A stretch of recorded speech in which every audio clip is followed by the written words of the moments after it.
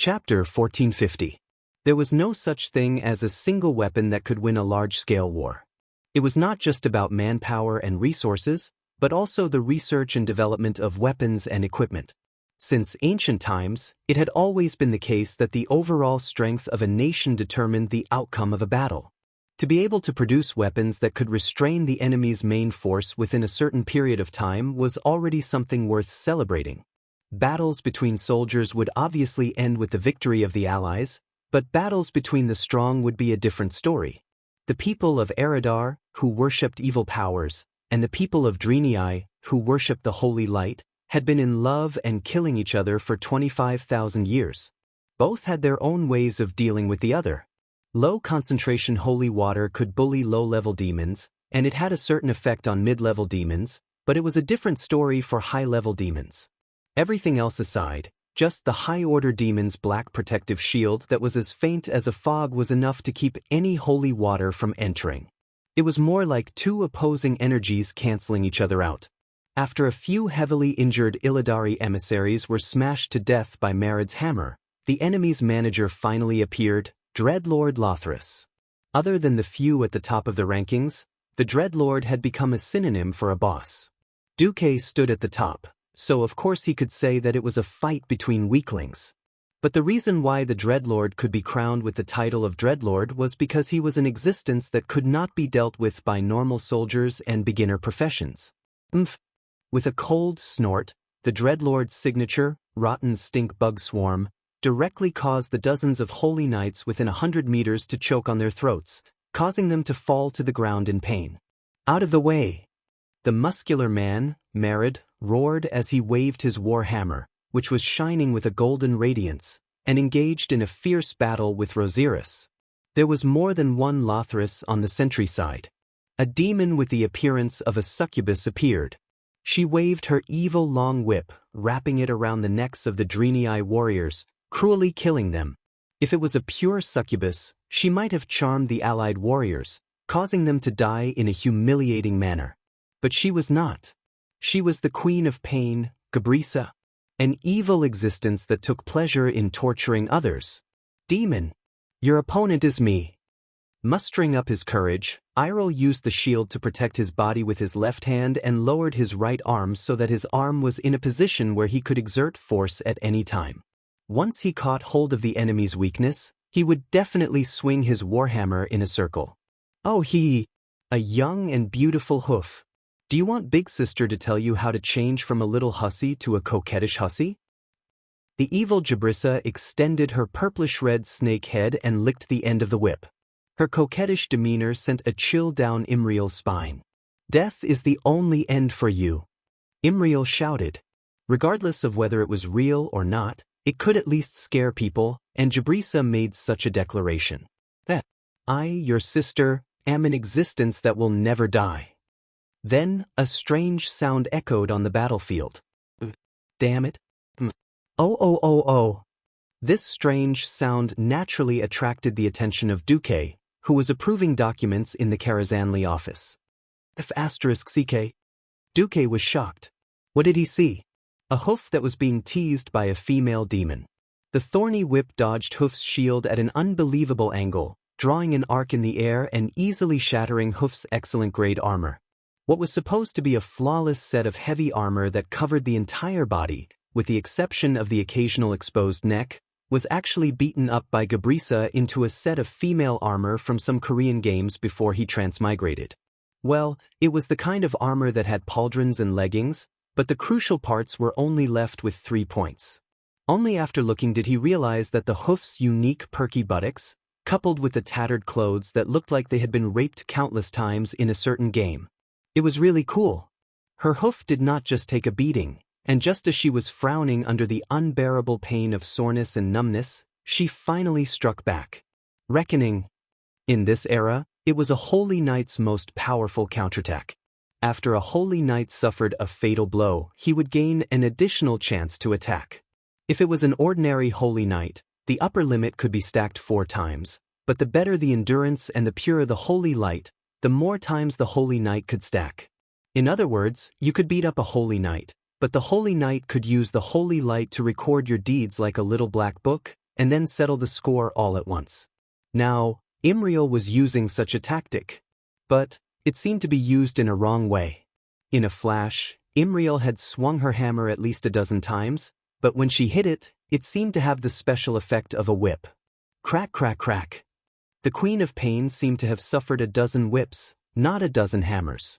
Jabrissa's tears flowed, her arms hugging each other like she was hugging herself, her legs closed, then her body convulsed, and she started moaning crazily. What the hell?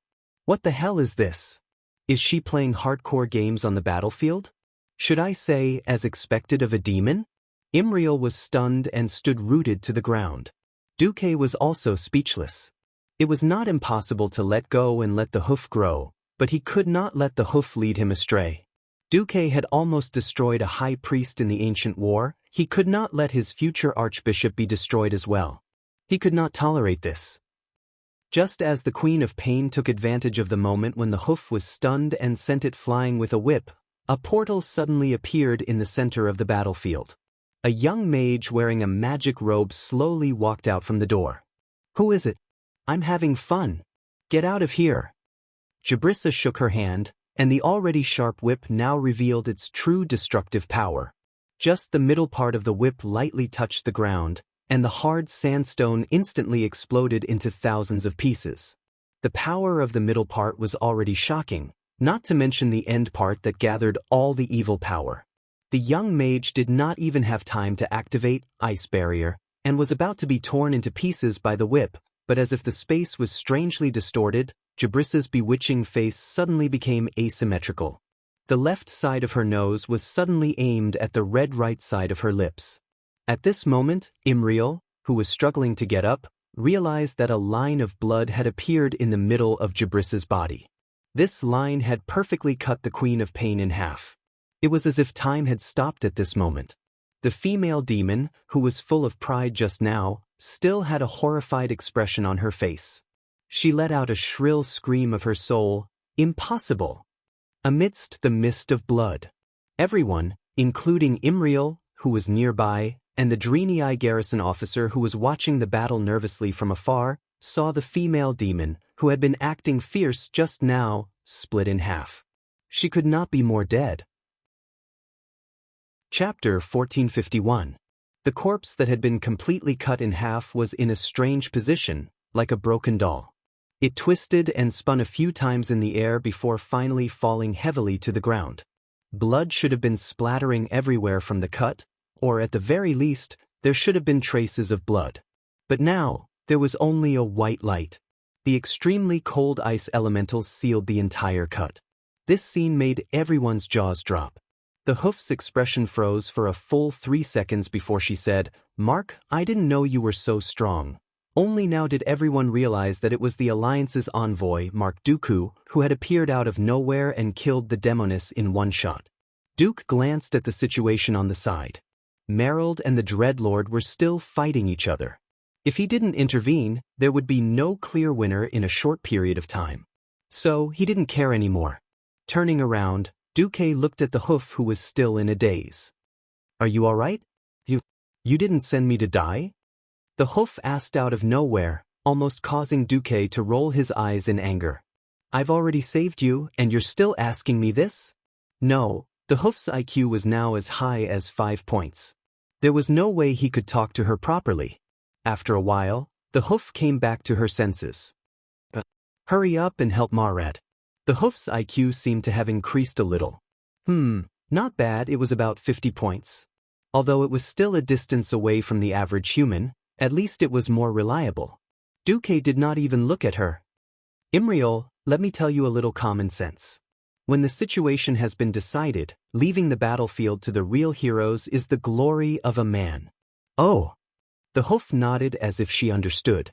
On the other side, the Dreadlord, Rosiris, was actually scared out of his wits.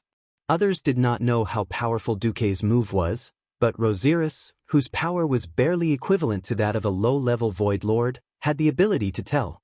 That was at least a Breaking Dawn, and not an ordinary Breaking Dawn either. It was a powerhouse who was infinitely close to the demigod realm. How did the small humans produce so many powerhouses? Rosiris did not have the time to care. He only knew that many of his compatriots had died in Azeroth, and even their souls could not return. Now, the grass on his grave was 3 feet high, and he had given away his great power to others to play with. Demons were never loyal. The only thing that could make demons obey was power. None of the demons thought highly of Illidan, but Illidan, the lackey of the army, seemed to be quite strong, so they reluctantly served him. Rosiris was already very unhappy that he was sent to this remote sentry post. However, he was not strong enough, so he naturally could not claim a certain floor as his own territory in the Darkness Shrine. Now he wanted to run. However, he suddenly discovered that the space around him had been sealed. Just how strong was this mysterious mage? On the other side, Duque had no time to deal with a mere dreadlord. However, since he had already seen it, it would be too shameful for him to let the other party escape. In any case, with the difference in rank, he could easily use the elements of the weave to disperse the arcane elements in the surroundings, making teleportation impossible. Of course, this was obviously bullying an opponent who was of a lower rank. Duque did not care and looked at the broken hoof. Rarely the hoof actually blushed. Don't look. Am I in a sorry state now? It would have been better if Imriel had not reminded him. Now that he had mentioned it, Duque looked at the hoof carefully. The brave girl was filled with holy light and swung her warhammer at the evil queen of pain, but she was ruthlessly taught a lesson by the other party's whip and almost became a masochist. This broken armor. It was like a rag that had been repeatedly trampled on. Alright. Duque shamefully became an honest and reliable young man for once. He took off his cloak and put it on the hoof. He casually cheated. Strictly speaking, he did not make a move. However, his eyes traversed the endless space and landed on Rosiris, who had temporarily become the demon king of misery. It had to be known that since there was a weave of the highest level in the surroundings, this land was equivalent to being in Duke's domain. A powerful demigod staring at a small dreadlord was no different from a cruel spider staring at a prey that had fallen into its web. As the prey, all that was left was fear. The dreadlord was supposed to spread fear, but now he was overwhelmed by it. What a joke! Yet, it had happened in an incomparably real manner. Rosiris, who had been attacking continuously and seemed to have the upper hand, quickly made a fatal mistake. He used too much force in his attack and lost his balance. Marid, who had been through tens of thousands of years and had honed his skills through countless battles, was a veteran. He could tell that the enemy had really made a mistake and was not baiting the enemy. Marid immediately showed Imriel the correct way to use Reckoning. Reckoning could launch a storm of attacks in a short period of time, but these additional attacks could be blocked. In order to increase the damage taken by the enemy, before activating Reckoning, one had to hit the enemy's head with Holy Light and use Sanction to stun the enemy before activating Reckoning. This was the standard way to maximize damage. His explosive muscles swelled to the limit, and his burly body covered in heavy armor made an unimaginable thief's quick attack movement. In an instant, the Dreadlord, who was as tall as a building, was smashed into meat paste by the Holy Light Warhammer. His entire upper body, along with his armor, was smashed into an unknown mixture. The battle was over. Oh, we won. Praise the Holy Light. Haha. Cheers could be heard everywhere. He covered his cloak tightly with his hooves, as if he was afraid that he would be exposed. He didn't feel it during the bloody battle, but now that a gust of wind blew, his buttocks hurt. It was obvious that the Queen of Pain had drawn a lot of terrible places. Now that they had won, there was no need to trouble Duque with such a small matter as cleaning up the battlefield. After returning to the Wildhammer stronghold that was under construction, Duke thought that everything would be fine. Who knew that when night fell, Hooves would come to visit him on tiptoe? It's so late. What's the matter? Hooves stammered. I was injured during the day, but both myself and the priests in the fortress said that they could not cure it. They said that only warlocks could cure it. But there are no warlocks in the fortress. Bronzebeard Prince asked me to find you. What injury? Why is it so troublesome? Duque was curious. Usually, the Holy Light was the nemesis of shadow power. Even if it was not effective, it could be forcefully neutralized with a higher quality or a larger amount of holy light. There were no heroic priests in the fortress, but there were still a few high-level priests. Even they could not handle it. Chapter 1452. The hoof took small steps forward and moved closer. Duque noticed that she was still covering her buttocks. Imriel was unusually insistent. "You have to swear not to tell anyone, and not to laugh at me." "Fine, fine, I swear." Suddenly, a rumble of thunder came from afar, as if justice was about to be meted out to someone. Duque shuddered, and finally screamed in his mind. "What the hell? Who's going through ascension here?" I'll never admit that the sentence, "I swear if it's not triplex, let the heavens strike me with lightning," might come true. The sudden thunder startled the hoof, and she took a small step back. Then, as if her wound had been torn, she grimaced in pain.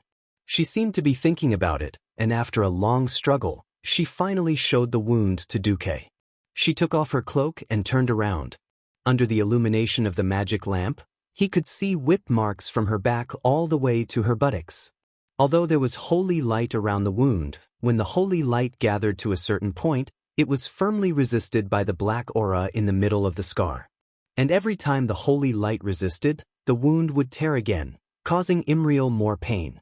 Should I say, as expected of the Queen of Pain? Duque sighed. Is it troublesome? Do I have to trouble my teacher?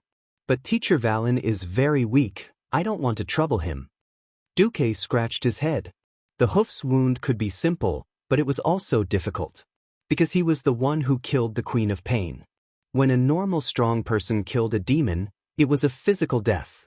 But when he killed her, he destroyed part of her soul. It could not be helped.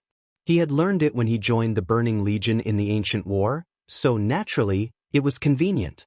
Duque did not intend to promote it, and he could not. After all, capturing or destroying souls was the domain of sorcerers. Not every pharaoh could cross the domains of sorcerers, priests, and some sorcerers like him. He killed the Queen of Pain, Gabrisa, and destroyed her soul. In her despair, the demoness used the remnant of her soul to cast the most terrifying curse she could on the hoof. It was a powerful curse that was a mixture of resentful souls and high-purity dark energy.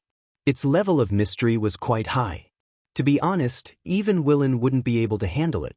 That was because Willen was a priest at heart.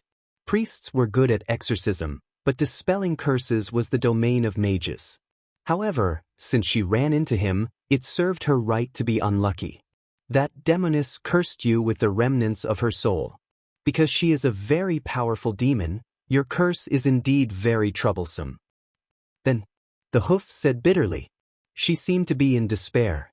How could it be easy for her to suffer such an injury on her first battle? But you're very lucky to have met me. I can help you settle it.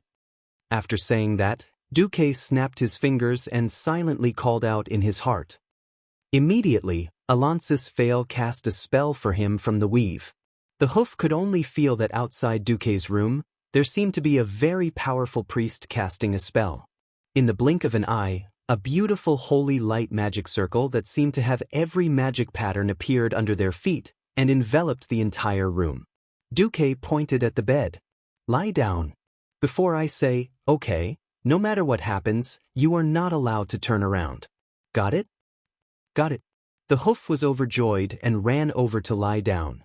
It had to be said that because of their body structure, the recurved calves made the Dreenei's posture a little funny when they lay down. It felt like they were kneeling and purposely arched their buttocks. Duque held back his laughter, which was rare. Show me all your wounds. The hoof was a little reluctant, but she still did as she was told, and her pants were halfway down. Of course, there was no chance for her to be exposed, because she had already put on the thong library. Done. It was like a mosquito buzzing. As for the hoof, Duque really did not have any crooked thoughts. Although he was already a dragon knight, and also the famous Naga conqueror, when he was in actual combat, one was a standard human, and the other was an elf, so he did not have any psychological burden. The hoof, after all, was really not Duque's cup of tea. For Duque, driving away the soul of an elite female demon with at most a bit of blood was just a small matter. The important thing was that this was a rare opportunity, and Duque had to collect some interest no matter what. The tail. Unknowingly, Duque began to play with the agile light blue tail. Duque muttered to himself, this feeling of fullness. Why does it feel like I'm masturbating? Oh no, like stroking a cat. Stroking a cat was addictive. There was still a chance to get rid of the drug addiction, but the addiction of the heart was another matter. As Duque dispelled the curse, he played with Imriel's tail that was less than half a meter long. It felt so good. The feeling of holding it just right, the wonderful feeling of blood pulsating, the unimaginable agility, and the feeling of being alive. That's great. Duque was having fun. On the other side, Imriel, who strictly followed the instructions and refused to turn back, fell into a shameful, slightly painful and sour hell. The Dreenei's tail was very sensitive. Although it was not known whether they were more like canines or cats, there was no creature with a tail that liked to be played with. Even cats and dogs would be unhappy, let alone a living Dreenei. But the hoof did not dare to resist, not even to protest. She had been cursed so badly, and in order not to hurt the vitality of her old teacher, she could only beg this guy who had forced her to lead her troops into battle. It was because of this strange, ill-fated relationship that she trusted this mark, but was also a little afraid of him. Who would have thought that this guy would play with her tail while he was healing? At this moment, the hoof's heart was full of tears. My dear sister, although I know that this is a healing session, and this Lord Mark Dooku did not offend me, I do not know why I feel so ashamed. Sister, am I not going to marry any more? Duque did not know about the hoof's strange thoughts. In any case, he had a good time. Half an hour later, Imriel left Duque's room in exhaustion. Looking at her unsteady steps, he really thought that she had been played to death. But when the other Dreenei saw her healing wound, they all came over to congratulate her. It's done. That Lord Dooku did not do anything to you, did he? No, he just accidentally touched my tail, and it felt weird. No one cared and instead said something like, it's okay as long as the wound heals. Hoof thought that the matter had come to an end, but who knew that 3 days later, the shameless Duque would give another order. This time, the task was even heavier. He ordered her to lead 10,000 troops to attack the fortress that was closer to the western entrance of the Moon Shadow Valley. Chapter 1453. Here, the Burning Legion uses the Furnace of Death to mass-produce hellfire. We must destroy the Burning Legion's arsenal.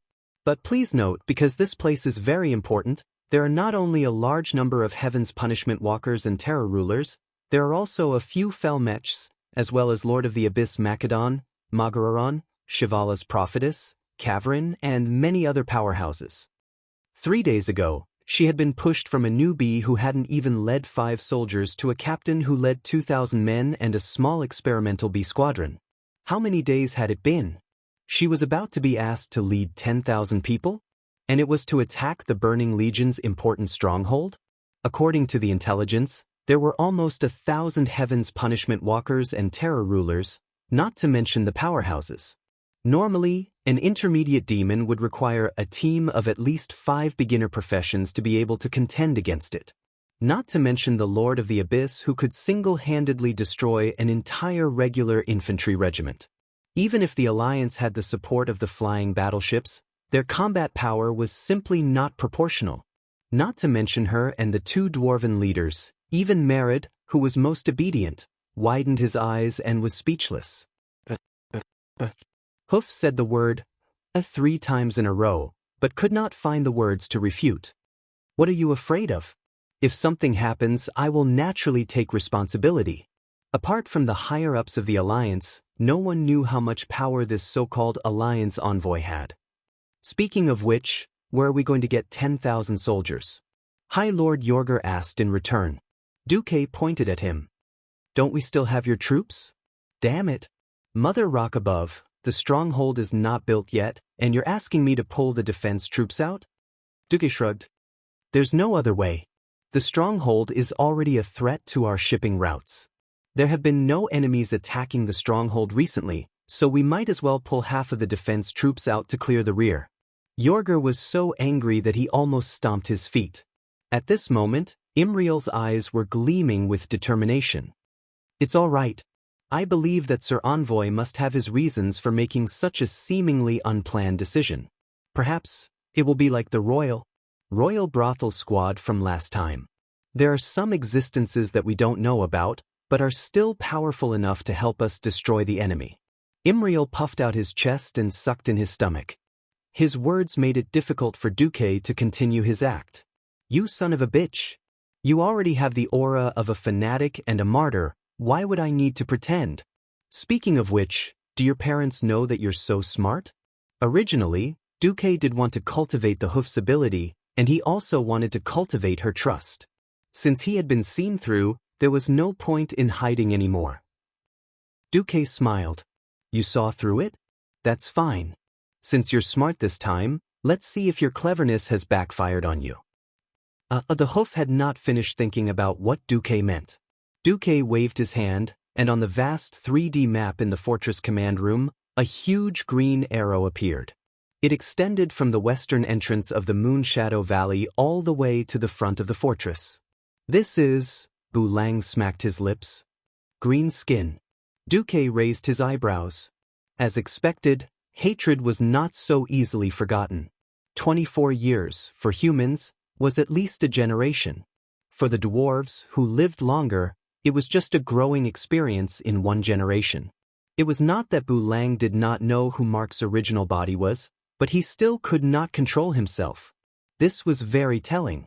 As expected, regarding the Alliance's recent efforts to support the Beastmen and rescue the millions of Beastmen, the dissatisfaction had spread from the bottom up. Of course, the wise people would pay more attention to the threat of the Burning Legion in the future. But the feelings of the people and soldiers were more direct. Think about it, even the dwarves, the old members of the Alliance, were like this, let alone the Dreenii who had been fighting with the Beastmen a while ago.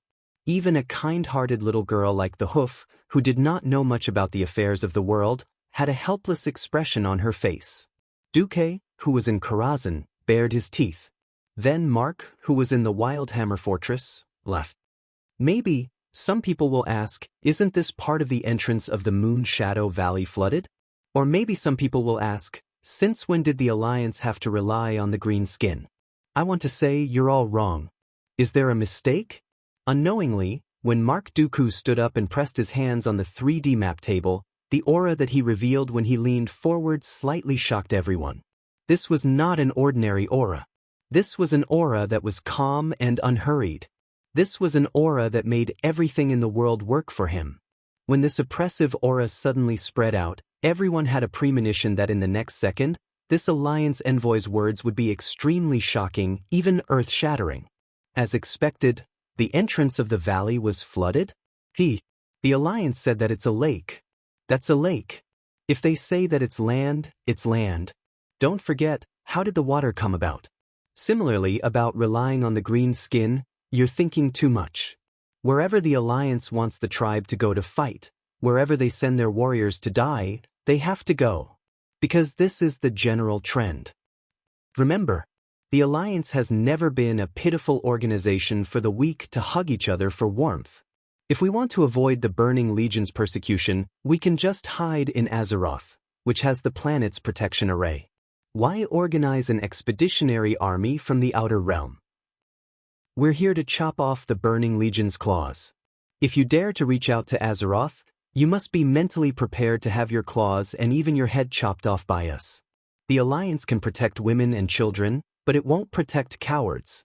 Whether it's humans, dwarves, or Dreenii, everyone who joins the Alliance and the Alliance must be mentally prepared to sacrifice themselves for this. Don't be afraid of whatever kill, Jaden. The Alliance commander, Duke Marcus, is already a demigod. He killed the Demon King, Sargeras, and assassinated the Legion commander, Archimond. If Kill Jaden dares to come, he will definitely kill Jaden as well. The matters above the clouds will naturally be settled by the great gods above the clouds. We just do what we need to do, understand? His words were like a barrage of cannons, and everyone in the command center was stunned. It didn't matter if he was a high and mighty king, or a general who climbed up from the commoners. Imriel couldn't help but cover his mouth. What a heroic spirit that was! Moving mountains and rivers, driving the enemy to his own use, cutting off the claws and scales of the universe's nightmares, this kind of spirit at the end of the mortal world's power, was this the supreme courage of the Lord Commander that he had never met? Chapter 1454. In the face of reconciling ethnic hatred again, Deity felt satisfied in Karazhan. After all, even if he had become a demigod, his base was still the Alliance. A guy who lost his position to please the orcs was destined to have a tragedy. In the end, Deity was just following his heart. As for dealing with Kill Jaden, of course, it was because Kill Jaden was doing something big at this moment, digging a hole for him. How could he have the time to come to the Outland to deal with him? What's more, he's making it clear that he's following his heart. Come on, everybody, repeat after me. Follow, at the top, and at the bottom, at the bottom. That's right. It's the word, coward. Men hide under the bed. Oh no, hide in their lair. If you can't say it, then don't come out. Writing without backbone, read as restraint. Anyway, as long as Kill Jaden doesn't descend from the Outland, no one can prove that the Alliance's commander, Duke Marcus, is a coward in Azeroth. From the first day he transmigrated, Deity was a coward. At first, he didn't want to fight to become a ghoul, then he didn't want to join the Burning Legion and was sold by President Sargeras, and then he stabbed President Sargeras to death. Just as Deity was feeling proud of his impromptu speech, he suddenly found that Vashj was already standing in front of him. The High Elf's slender arms looked particularly elegant when she performed a maid's salute. After lifting her white gauze skirt, a small section of her white calves was revealed. Deity was a little puzzled. Master, your speech just now deeply touched me. In the past, I only wanted to go with the flow. It wasn't until I made the wrong choice and suffered 10,000 years of torture that I understood. The future must be fought for and cherished. Dear Master, your Seleka is very happy now. So, whether it's public or private, I will unreservedly contribute my strength. After saying that, Vashj knelt down like a cat with its back arched. She crawled over step by step, with a slightly fanatical charm on her face, and at the same time, her sexy tongue gently licked her red lips. Deity panicked a little. Wait, why did you hit my armor penetration? A gentleman uses his mouth, not his fists. Dear Master, I'm about to use my mouth now. Vashj pressed on. No. At this moment, Deity's eyes were filled with tears. He sighed in his heart. The moral degeneration of the world is getting worse day by day. Why did all the maids nowadays like to counterattack? The next day, the devils in the fortress welcomed an unexpected challenge. The Reckless Alliance had sent out a troop of 10,000 soldiers to deliver food to the enemy. Cavern the Prophet was a Shivalon. These evil six-armed priestesses focused on both martial arts and magic. Their healing spells brought many of the Burning Legion's wounded back to life, while their shadowy spells kept the memories of those who had been tortured as long as their souls did not perish. These priestesses were very devout. The meaning of their existence was to spread the will of Sargeras. At the same time, on many occasions, they acted as the commanders of the army. Hearing about the Alliance's invasion, Cavern was stunned for half a second, and then her face showed humiliation and anger. These reckless bugs, after winning under the protection of those damn Titan creations, they dare to look down on the army? Do they think we're the same as those weak trash next door who can't even enter the main army? Send out the Fell Reavers. I want to see those bugs tremble under the invincible power of the army. The strong looked down on the weak, and the weak envied the strong. This was the norm in the Burning Legion. The powerful devils who belonged directly to the army looked down on the weaklings who were sent to join Illidan. This was almost a matter of course. When Imriel, Merid, and Yorger brought 10,000 elites and mixed forces to a place 5 kilometers in front of the fortress, they were deeply shocked. Not everyone had seen the Fell Reavers of the Hellfire Peninsula with their own eyes. Although the Fell Reavers were technically the technology of the Eridar family from 25,000 years ago, unfortunately, this technology was lost to the Draenei. Now, the only ethereal Reaver was still on the spaceship of the Storm Fortress to help them guard their home. Now, this batch of fell reavers had actually been weakened. They were created by the embark mechanics. Although they were still very powerful, they could only be regarded as machines that used brute force after losing their arcane attack abilities. They had no intelligence and could only follow orders. The strength and defense of the fell reavers were better than the Hellfire. It could be said that they were an upgraded version of the Hellfire. However, the cost of creating them was very high, and even the Burning Legion had only created a few of them in the entire Outland. Other than the one that was forcefully killed by William and his heroes on the Hellfire Peninsula, and the Doomwalker that was now guarding the entrance of the Black Temple, the other three were here. In the sky, 10 kilometers away from the army led by Mark Dooku, who was sitting in the command room of the Black Pearl and watching the battle through a magic mirror, laughed. In reality, there are only 3 types of weapons in the world: energy weapons represented by magic, kinetic weapons represented by cannonballs and arrows, and projectile missiles. Even in the Great Universe era, there are no more than these 3 types. Someone suggested that I use powerful magic to bombard these big guys. Actually, as long as I can hit the armor-piercing effect, no matter how big the enemy is, it is just a target. Bu Lang frowned. He had always had reservations about the new warship that Duque had strongly advocated for. Reducing firepower, increasing survivability and agility, he was still not sure about this trend. Although the dwarves also had the concept of using cannons to blow things up, it was to blow everything up in one shot even if the enemies were all over the mountains and plains. Bu Lang had never been able to keep up with Duque's new way of thinking that pursued accuracy and killing in one shot. Let's continue watching. Duque did not say anything further, and directly let Bu Lang continue watching. In the image, the huge fell reaver was already extremely shocking just by walking over. It was more than 10 stories tall, and every step it took on the ground would cause an earthquake-like tremor. This was not an opponent that close-range weapons could deal with at all. Countless Draenei clenched the weapons in their hands tightly, but they realized that it was completely futile.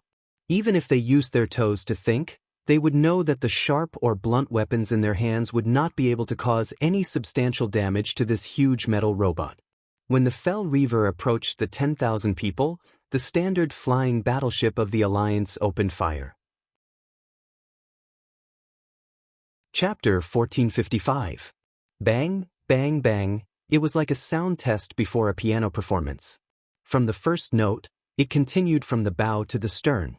Continuous smoke rose from the cannons, and immediately after, a dense rain of cannonballs fell from the sky. Hundreds of large-caliber cannonballs landed around the fell reaver, causing a chain of explosions that seemed to shatter the heavens and split the earth. 1,000 meters away, even if the unreliable Commander Hoof had spent the past few days studying the Alliance's Infantry Artillery Coordination Command Manual, and had all the infantrymen crouch on the ground or dig shallow trenches before the bombardment was completed, it still felt unbearable. What was even more unbearable was yet to come. Subconsciously, everyone thought that the explosion, which could even flatten a mountain, should have flattened everything, much less a mere fell reavers. However, the fell reavers merely knelt on the ground from the powerful impact. After the bombardment, the 3 fell reavers stood up again, and took huge strides towards the direction of the Alliance's infantrymen. Imriel was under immense pressure. The army fell reavers, which were 10 stories tall, covered nearly 10 meters in a single step. If they knew how to charge, they would be able to cover 1,000 meters in a few blinks of an eye. To retreat, or not to retreat, this was a serious problem. "Commander, please make a decision." Voices that sounded like questions came from below, but were actually interrogations. Whether the 10,000 people stayed or retreated, it would be a huge risk. If they stayed, they could only hope that the Alliance's next round of bombardment would be effective. Otherwise, if they waited until the next round, they might be caught in the crossfire because they were too close. It was only a 203mm cannon, but a single shot from it could kill all humans and animals within a radius of 30 meters. Not to mention a 400mm cannon and above. If they waited too long, even if they could take care of the 3 fell reavers, the Alliance's infantrymen would still suffer heavy casualties. Retreating was also a huge problem. Because the troops had sneaked over from Illidare's sentry post, they had taken the mountain road. Mountain roads were always easy to see, but the closer one was, the farther one walked. Moreover, there were usually only one or two easy roads. It was easy to come in, but difficult to retreat. Imriel bit hard on the nail of her right thumb. Her tail seemed to be equipped with a small motor, spinning non-stop. When she was at her most hesitant, she thought of Mark Dooku, who had never disappointed anyone. From the rescue of Shotrath City, to the destruction of the fell beastmen in Zangarmarsh, and then to the Illidari sentry. Imriel suddenly bit his lips. "Dead man, I'll trust you one more time." 3 seconds later, Imriel hammered the ground. "Pass down my orders. Everyone, stay where you are and wait. No one is to retreat. Those who withdrew without permission would be treated as deserters. If there's any responsibility, I'll take it." The silent uproar spread across the entire magic communication network. No one protested. No one even uttered a word. Shotrath Garrison Officer Malad did not object, High Lord Yorger did not object. So what right did they have to object to the orders of the highest commander of this army? Unless 2/3 of the lower-ranking frontline commanders collectively opposed the orders of the higher-ranking commanders, even if the order was wrong, it had to be carried out in the most thorough manner. This was the military rule that the Alliance's commander-in-chief, Duke Marcus, had set for 24 years and had always been strictly enforced. Unknowingly, the Alliance had changed from a loose coalition of kingdoms to the strictest and most disciplined military organization that crossed national boundaries. This was the tempering that the 20 years of war had brought to the people of Azeroth. It was also the result of Duque and the other heroes' struggle for so many years. Even though the one leading the army was a young and seemingly inexperienced commander like Imriel, his orders were still carried out. In the distance, the sound of heavy footsteps rumbled incessantly, getting closer and closer. The soldiers who were crawling on the ground could even clearly see the gravel in front of them jumping rhythmically, and the jumping was getting higher and higher. However, not a single soldier moved, much less ran away. This was the magic of willpower, the magic of discipline. On the Black Pearl, whether it was Duque or the two dwarf kings, most of them looked at this scene with satisfaction. "I've lost. Show me your secret weapon." Bu Lang made a gesture of surrender. Under Duque's control, Mark pressed the magic transmission button, then glared fiercely at the Pandaren with black and white fur on the other side of the magic mirror. Jun Myuki, the guy with the strange Chinese name, when he heard that the Alliance's envoy had ordered him to wear an oxygen mask and swim in a cesspool for an hour, his face immediately turned blue. Then this guy was also ruthless. He didn't protest, but he filed an appeal. Then, in a special appeal conference held by the Alliance, he decisively pleaded guilty and pleaded for mercy. "I've done meritorious service for your country, I've acted cute for the various queens. His Majesty Menethil, His Majesty Berev, and His Majesty Proudmoore all liked my performance. I believe that the Alliance's Commander-in-Chief, Sir Marcus, would also not want to see your Majesties watch a panda swim in a cesspool next time." Finally, Jun Myuki used his ultimate move, rolling on the ground. There were always some creatures in this world that could do nothing. Just by performing the most basic eating, drinking, defecating, and acting cute, they could gain the fanatical love of people all over the world. For example, pandas. Although there was a fundamental difference between pandas and panda people, their appearance of acting cute didn't change. He really didn't know how this bastard did it. In Karazhan, Duque actually received 3 urgent pleas for mercy from his harem in one go. "Duque, I'm not against you punishing this guy, but can you change the method?" Because of her eternal youth, Kalia still looked as pure and lovely as a 16-year-old girl in the prime of her life. When she looked at Duque pitifully with an expression that looked like she was about to cry. What else could Duque do? There was no such thing as swimming in a cesspool in the Alliance's laws. In the end, it was Duque who didn't have the right to do it. In the end, he was only punished with writing a reflection and a small fine. Now, when Duque looked at this guy, he couldn't help but get angry, but he could only do business. "It's your Royal Special Fleet's turn." Jun Myuki smiled and saluted. "Understood, Sir Envoy." The Royal Brothel Group? Oh, the Royal Special Fleet will not disappoint you. What the hell? The Royal Brothel Group became the Royal Brothel Group. You're doing this on purpose, aren't you? Duque was so angry that his teeth itched. Jun Miyuki acted out how to make the black and white world colorful. He stuck out his tongue. The little red tongue looked very cute. Considering that this guy was actually a rough man, Duque couldn't wait to slap this bastard to death. That was a matter of no return. At this moment, in addition to the previous 3 warships, there was also Counterattack, Prestige, Nelson, Vanguard, Duke of York, and Prince of Wales. These flying warships turned their turrets at the same time and let out a deafening roar. A few seconds later, 10,000 meters away, the right arm of an army fell mech exploded. Chapter 1456. Looking at the approaching giant mech, the 10,000 soldiers kneeling on the ground trembled in fear as they prayed to the gods they believed in. The behemoth that barged into their sight should not be dealt with by mere soldiers. While military orders must be obeyed, boorish men and fools were not the same. Just as the huge tremor almost made everyone throw up last night's dinner. Time seemed to have frozen at that moment. The Lord of the Abyss, who was watching the battle from afar, turned into horror as it screamed, "No!" Amidst the flames. Everyone, including all the demons present, saw the right arm of the fell Reaver suddenly twist outwards in a posture that should not have appeared in the explosion. It twisted outwards twice like a fried dough twist, and then because of the explosion at the shoulder, the entire arm fell off. There were still bright sparks at the fracture, and green demonic energy sputtered out like a fountain. What was even more ridiculous was that the arm that had fallen off was struck by another round of artillery. It spun and flew towards a mechanical device made by Morgo not far away, easily smashing it into smithereens.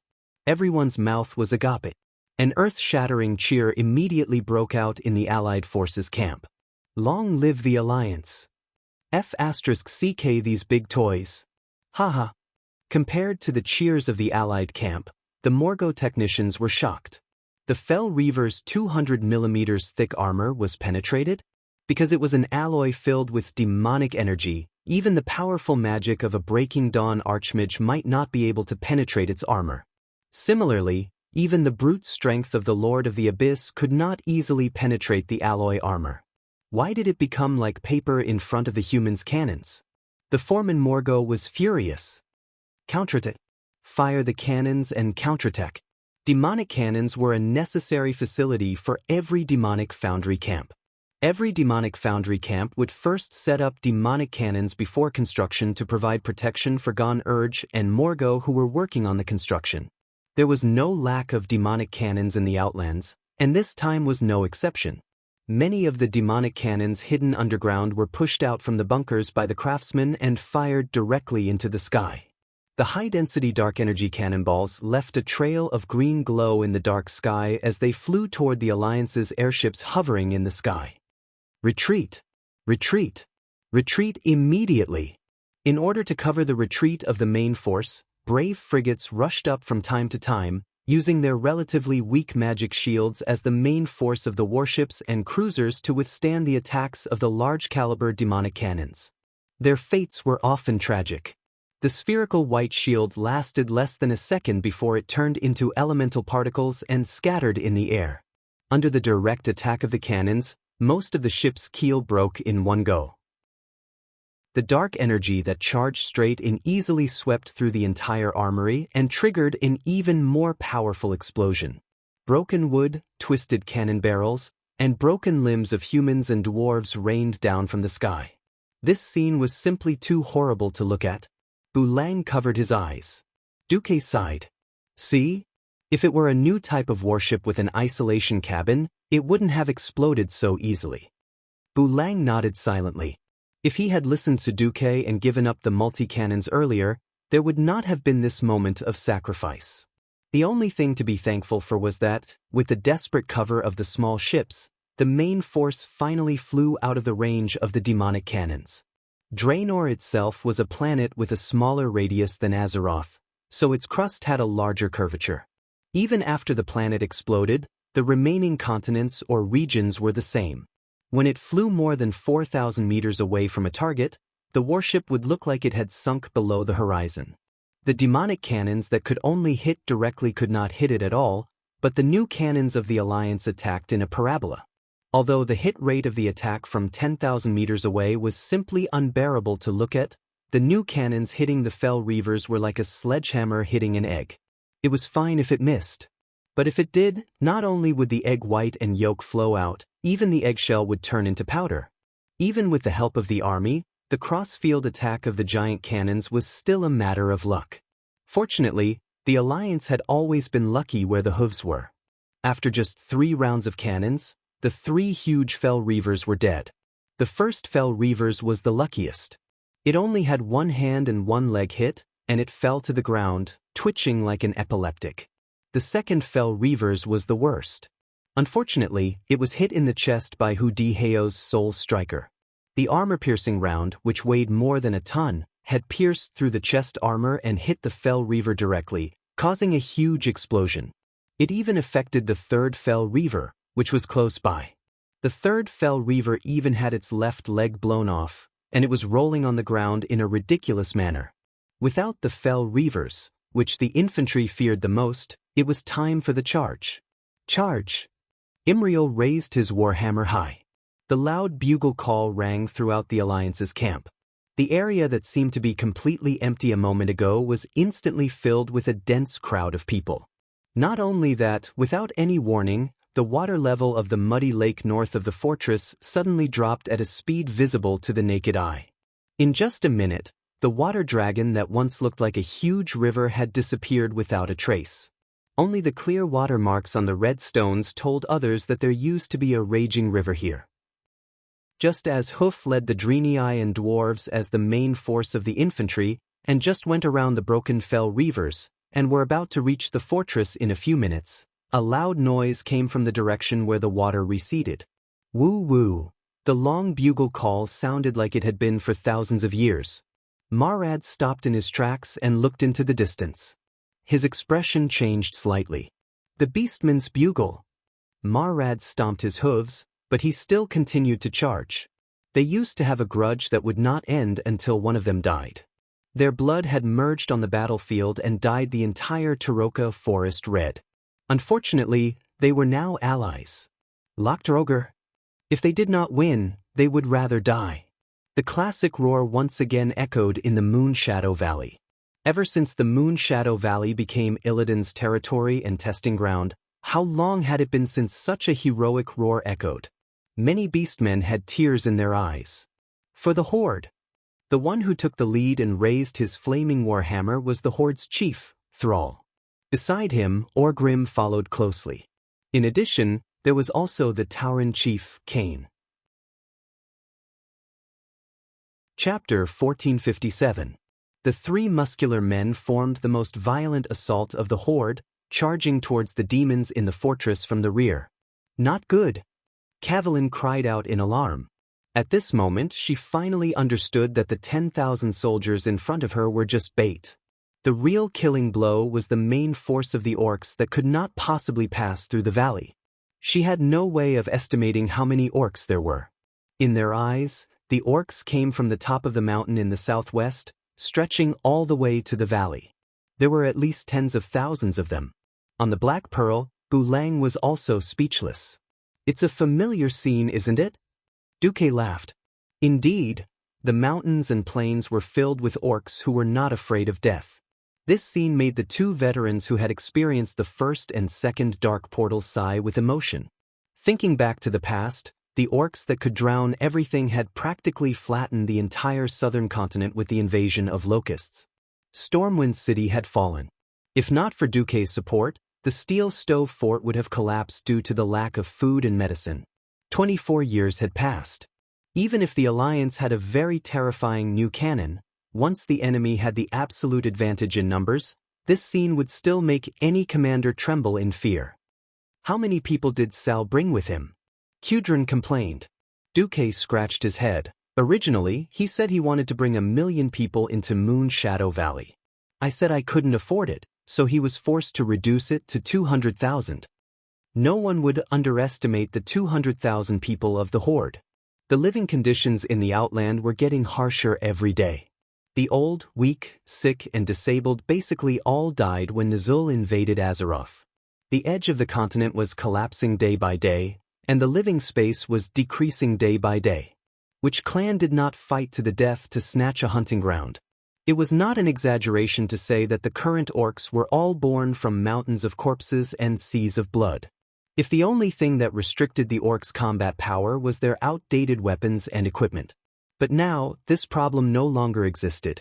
The tribes could shamelessly ask the Alliance to provide them with food and holy water, but the Alliance would never provide them with weapons for free. On the continent of Azeroth Kalimdor, every goblin factory belonging to the Rustwater conglomerate was working overtime day and night. Even Duque, who was used to seeing the world, felt his scalp tingle when he saw that kind of place that could be called a sweatshop. As a price, the tribe managed to gather 300,000 sets of armor and 500,000 heavy steel weapons in a very short period of time. Nowadays, all the weapons were polished by the Naru of Shotrath City. It didn't matter if it was foot water or shampoo. At this moment, every weapon in the hands of the tribal warriors shone with golden light.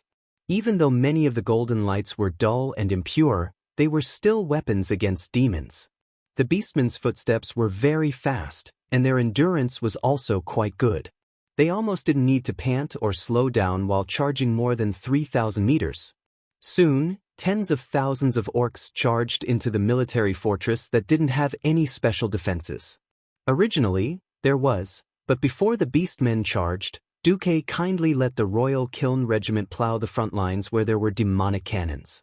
Under the perfect coordination of the infantry and cannons, the result was that the tribe, which was basically made up of soldiers, was able to directly pull the demons into close combat without suffering much from the opponent's long-range attacks. Let the old battleship team approach. The tribe entered close combat, and then used ultra-long-range attacks from 10,000 meters away. Due to the problem of accuracy, it seemed like they were deliberately tricking their allies. Duque was disdainful, so he simply let the old battleship approach the military fortress and use its cannons to cover deeper into the military fortress.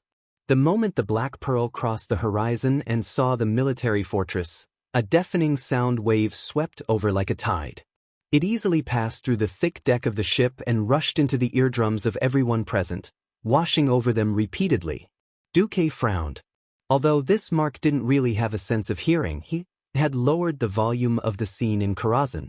A wave of green mixed with brownish red swept across half of the land.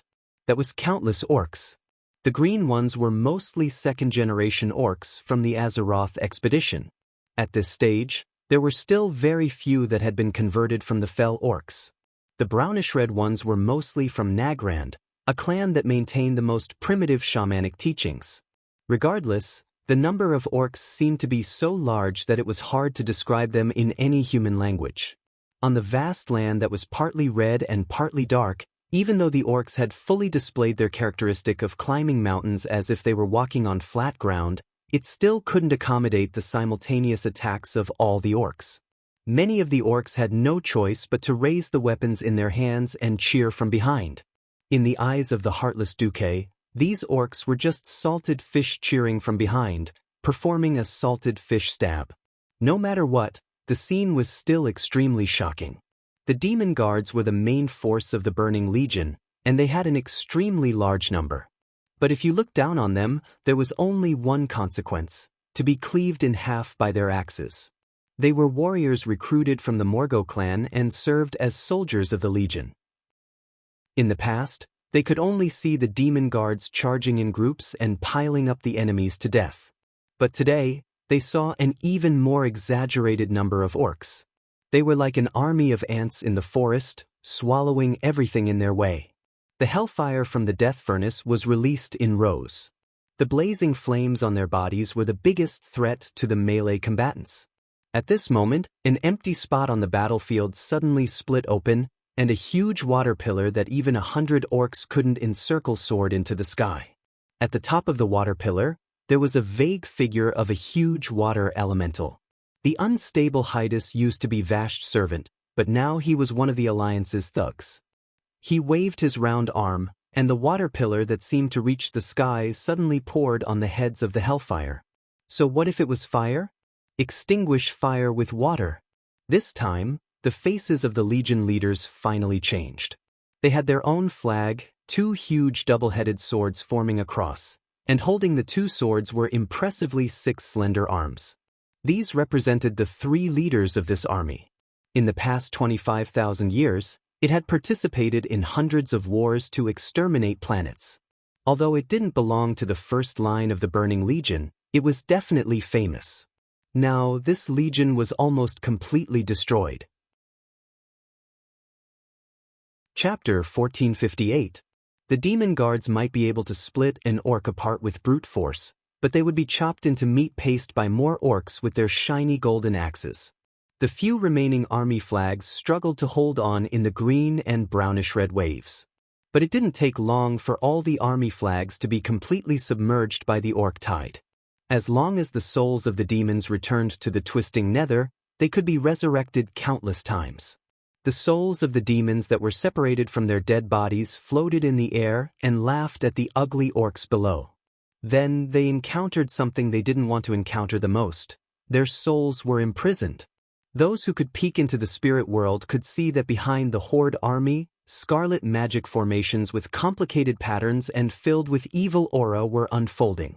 At the center of these huge magic formations, there must be at least one orc warlock holding a skeleton staff and chanting. Warlocks were a profession that conflicted with the mainstream values of the Alliance. When the Dalagen was destroyed, the warlocks put in a lot of effort to help defend, which was why they were recognized by the Alliance and became a legal profession.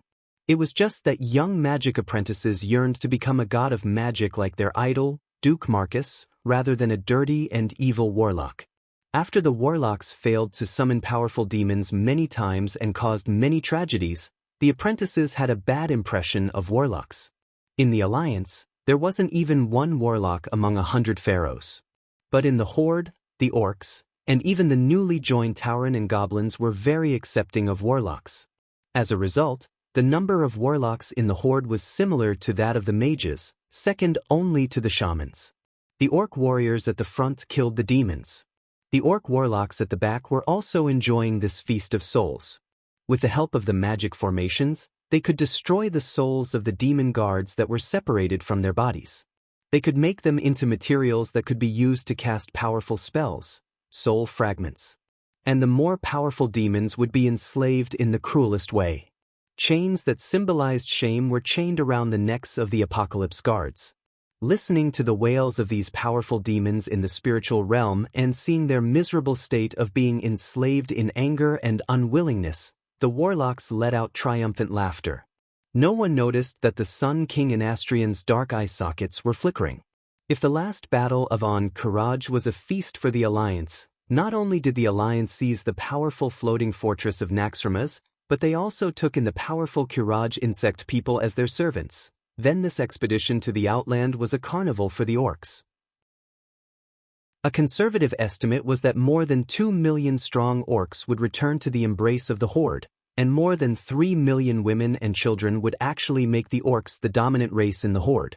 But the Forgotten Ones didn't gain anything. They were forbidden to resurrect the dead elves and humans as the new Forsaken. As for the Beastmen, the Forgotten Ones, they did not acknowledge Anastrian's rule at all. These ingrates followed Orgrim and fought for the benefit of the Beastmen. Do you really think I, Anastrian Sunstrider, am a slave? The Sun King sneered. Suddenly, a magical message arrived. Anastrian, it's your turn. Take care of that 6-armed female demon. Sar's order came. Simple and straightforward, coupled with a rough voice. No matter how many times Anastrian heard it, he couldn't get used to it. The noble and elegant high elves never spoke in such a way. And every time, such a conversation would hurt Anastrian's modesty as the Sun King. The anger factor was burning in the soul fire. Yes, great chief. The Sun King still bowed respectfully. The undead had no expression to speak of.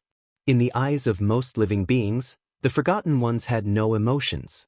Obviously, they were all wrong.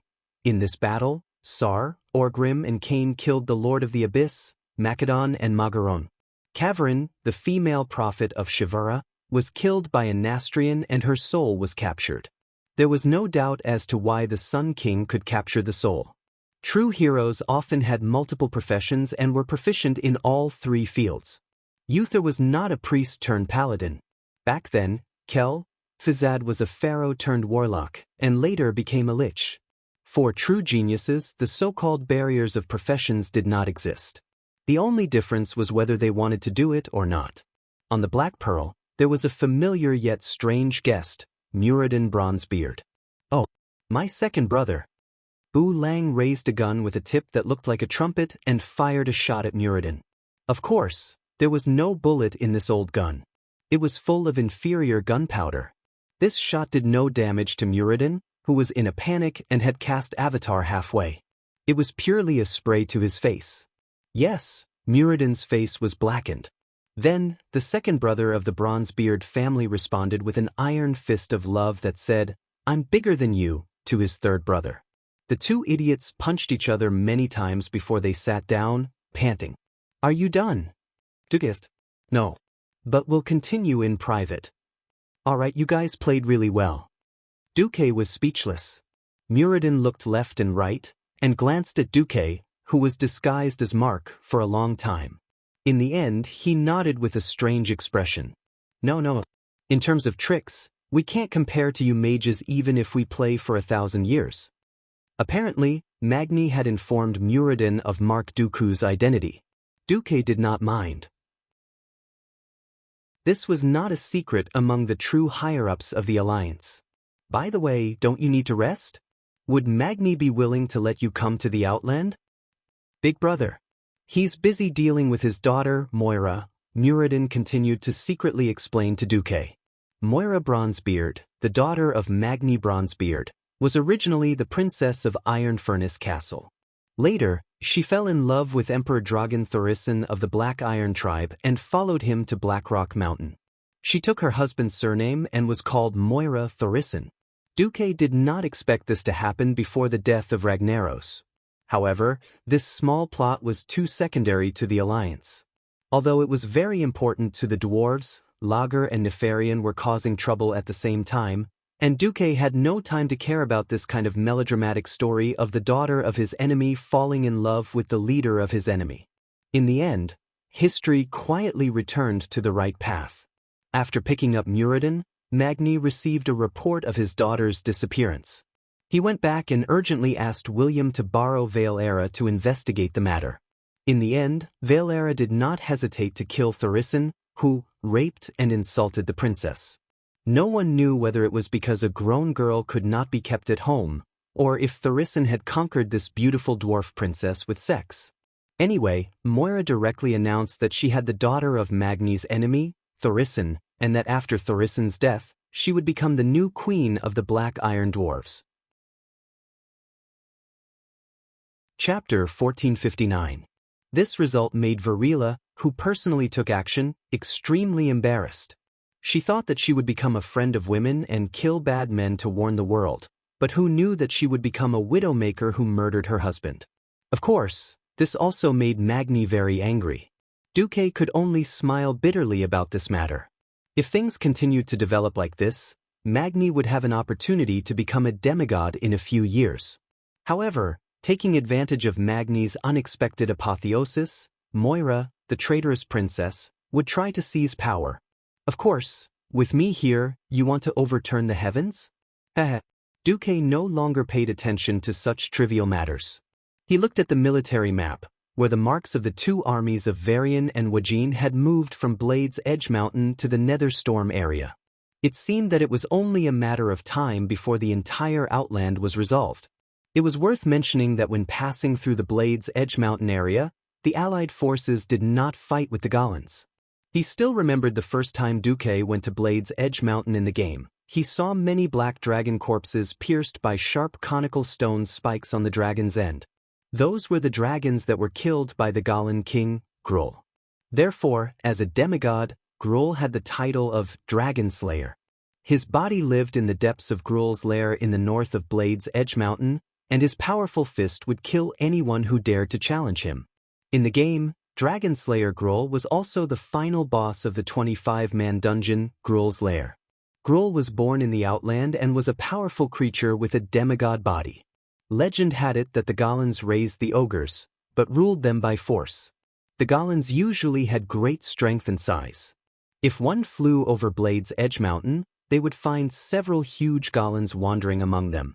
They were Gruul's sons. For thousands of years, the Goran tribe and the Beastmen had been at war with each other. Moreover, Grom Hellscream and his father were famous for killing Golan. Who knew that this time, Thrall personally visited Dragon Slayer Gruul? No one knew what Thrall promised.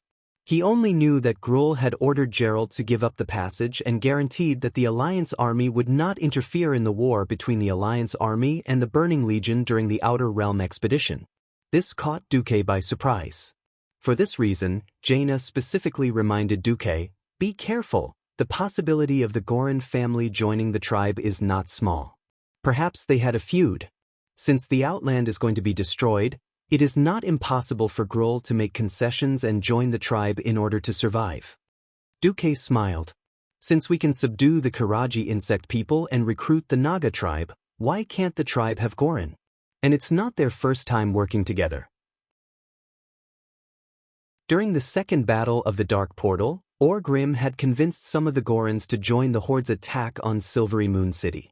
March 3rd, year 24 of the Dark Portal.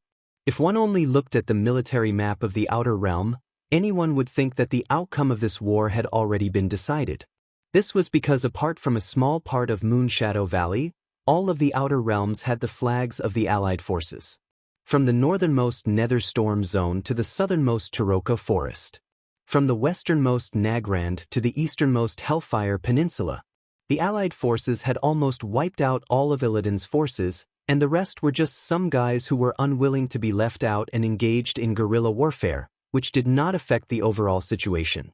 Outside the Dark Temple located in the easternmost part of Moonshadow Valley, the Shatar altar occupied by the Ordo faction of Shotrath City in the northwest, the Temple of Stars occupied by the Astrologer faction in the southwest.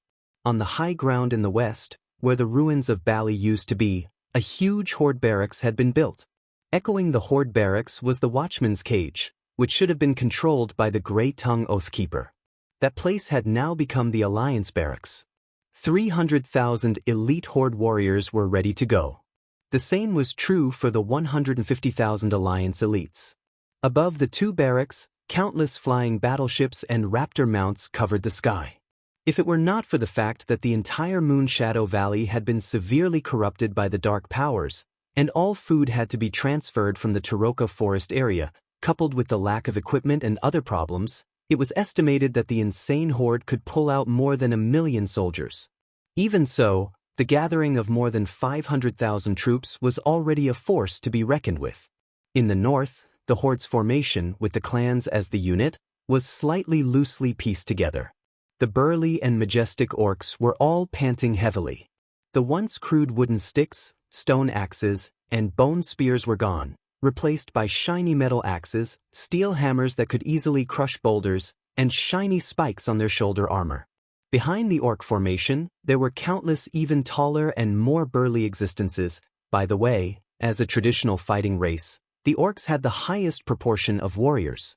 In the south, the Alliance's infantry formation was full of rigor and discipline no matter how one looked at it. The shields and armors were polished until they shone.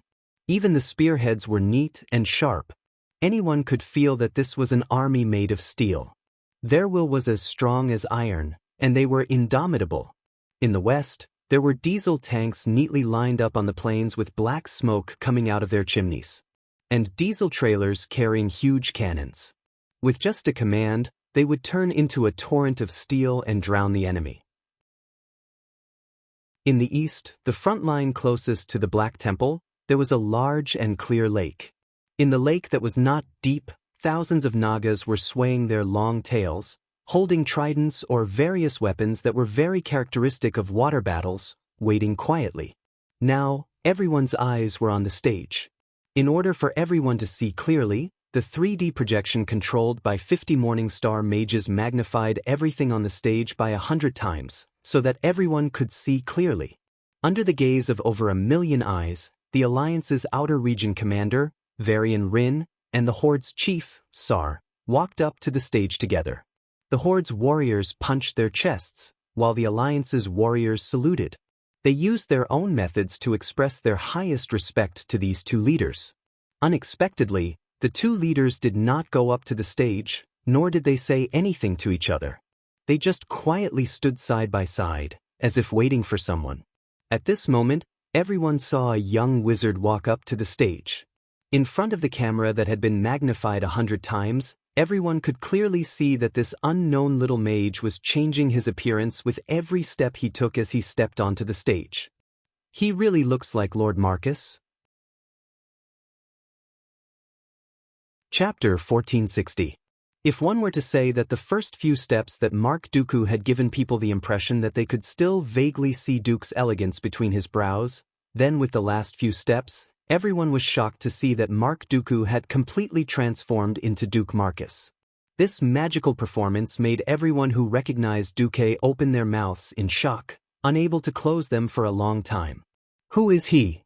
A young orc who grew up in Nagrand asked his compatriot from Azeroth.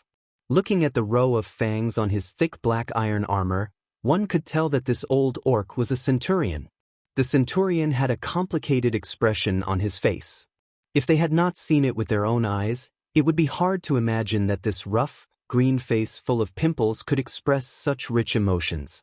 He is the orc's former nightmare, the current commander-in-chief of the Alliance, the demigod of Azeroth, Duke Marcus. To the older generation, and even the new generation of Azeroth orcs who had grown up, the name Duke Marcus gave them all kinds of complicated feelings. Why do we have to listen to a human's orders? The young orc from Nagrand was very direct. The ones who came to save them were orcs from Azeroth. Why did orcs have to listen to a human's orders?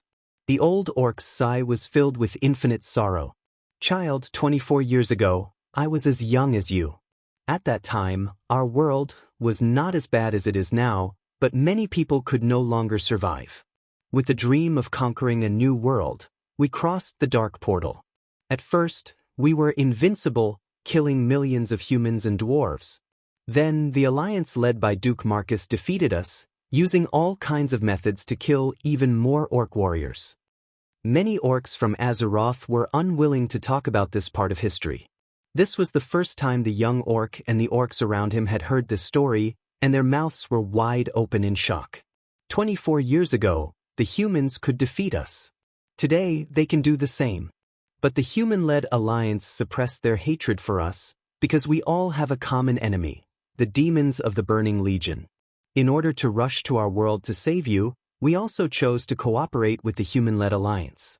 That's how it is. The Elder Centurion's explanation silenced everyone. None of the beastmen knew what their future would be like, but no matter how bad it would still be better than staying in a world that was quickly being destroyed. This was why the orcs could maintain their fighting spirit even under the banner of the allied army. Compared to the beastmen's struggle, the Alliance's soldiers were much simpler. When they saw Duke's face, not only did it evoke their impression of this commander-in-chief, but it also evoked all the glory they had obtained. Those days of glory that only belonged to the Alliance lingered in the deepest recesses of the veterans' memories. From the darkest and most chaotic era, he saved humans, dwarves, gnomes, and elves from the despair of extinction and finally achieved victory and revival. The eyes of the Alliance soldiers lit up. No one knelt on one knee because that was a gift to the king. However, the Alliance soldiers had a more direct way of paying respect. Without any orders, they pulled out their swords in unison and raised the long swords in their hands high. Shing! With a long sound, 150,000 weapons were raised in unison, forming a mountain range that suddenly soared with cold light. Such uniformity and such a shocking aura caused the expressions of the 300,000 orcs to change. Salute to the Alliance's commander-in-chief, Duke Marcus. 150,000 voices merged into one. There was no purposely dragging out the last syllable for the sake of synergy. There were no orders from the commander. All he felt was the utmost respect for this face. The soldiers were very clear about where their glory and pride came from. They were not the inheritor of Thoradin the Great's noble bloodline, but the inheritor of the will to unite all races to fight against evil in the ancient war. The innovator who had been committed to using technology to revolutionize this world and correct the mistakes of the past. The legendary figure who had reached the pinnacle of the Alliance's power as a commoner and became a demigod as a mortal. His name was Duke Marcus. Behind Duque, William had mixed feelings as he looked at the fanatical expressions of worship on the soldiers' faces, the mechanized armored troops lined up behind the formation, and the airships barely hovering in the sky.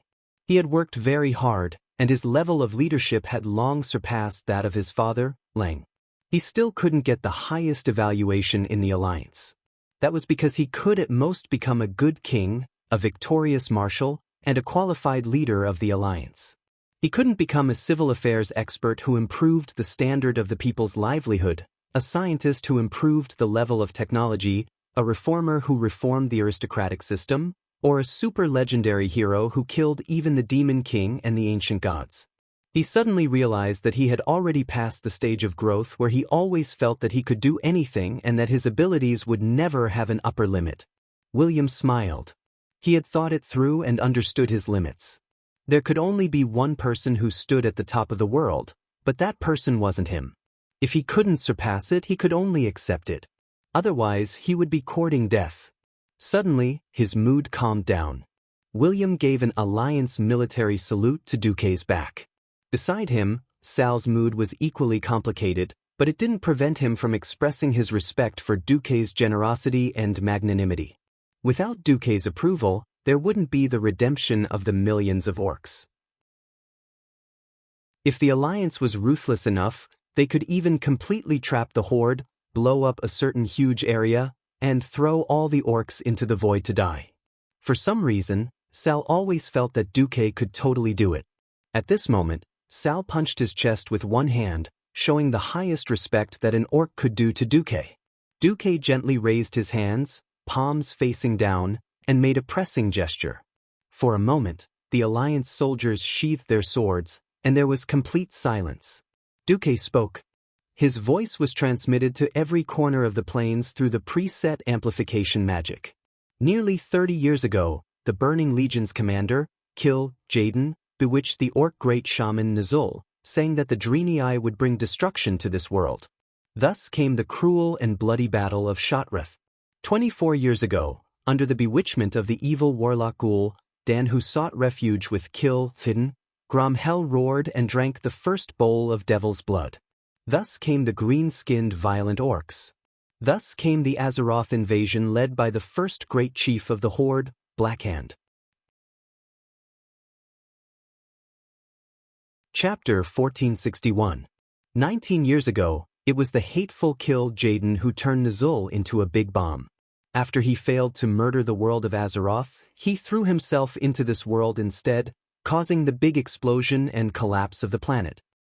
After that, Illidan, who joined the Burning Legion, invaded this world and made it even more filthy and destroyed. That's right. Even though the Alliance and the Horde, the humans, dwarves, elves, Dreenii and beastmen have all fought against each other in the past, and even now, there are enemies standing against each other. But as the witness of this cruel history, as the one who exposed the conspiracy, I, Duke Marcus, would like to say that all of these are the sins of the Burning Legion. As soon as Duque's voice fell, there was a big commotion below. First it was the Alliance, then it was the orcs. Because of the simultaneous translation by the backstage personnel, the broadcast on the orcs' side would be delayed by about a second. As a result, the reaction would be delayed by a second. The orcs who stayed behind in Draenor knew that they were suffering. The world had exploded, and the world was still collapsing day by day. They did not know when they would all die together. Not many orcs knew about the ins and outs of the matter. Even the wisest shaman in the clan only knew part of the content. Not to mention those who stayed behind, even the orcs on the side of Azeroth were not completely clear about this part of history. Now that Duque had revealed the matter, it would be strange if they were not surprised. At first, the orcs did not want to believe it, but they soon saw Thrall, who was standing next to Duque, make a gesture for everyone to continue listening. Before today, No one had thought that Deity would appear, and no one had thought that Deity would use such an argument. There was no doubt that such an argument was very popular, as it could minimize the hatred between the Alliance and the Horde. Although every war was caused by the will of countless forces and ambitious people, the biggest pot was thrown to the Burning Legion, and the rest was just a small pot. The corners of Deity's mouth rose, and he smiled. He thought to himself, "You're the one taking the blame, forcing me to continue pretending." Deity wasn't afraid that Kill Jaden would descend and beat him up. Kill Jaden's schemes had failed so many times that he would only become more careful. So what if he descended to the outer realm?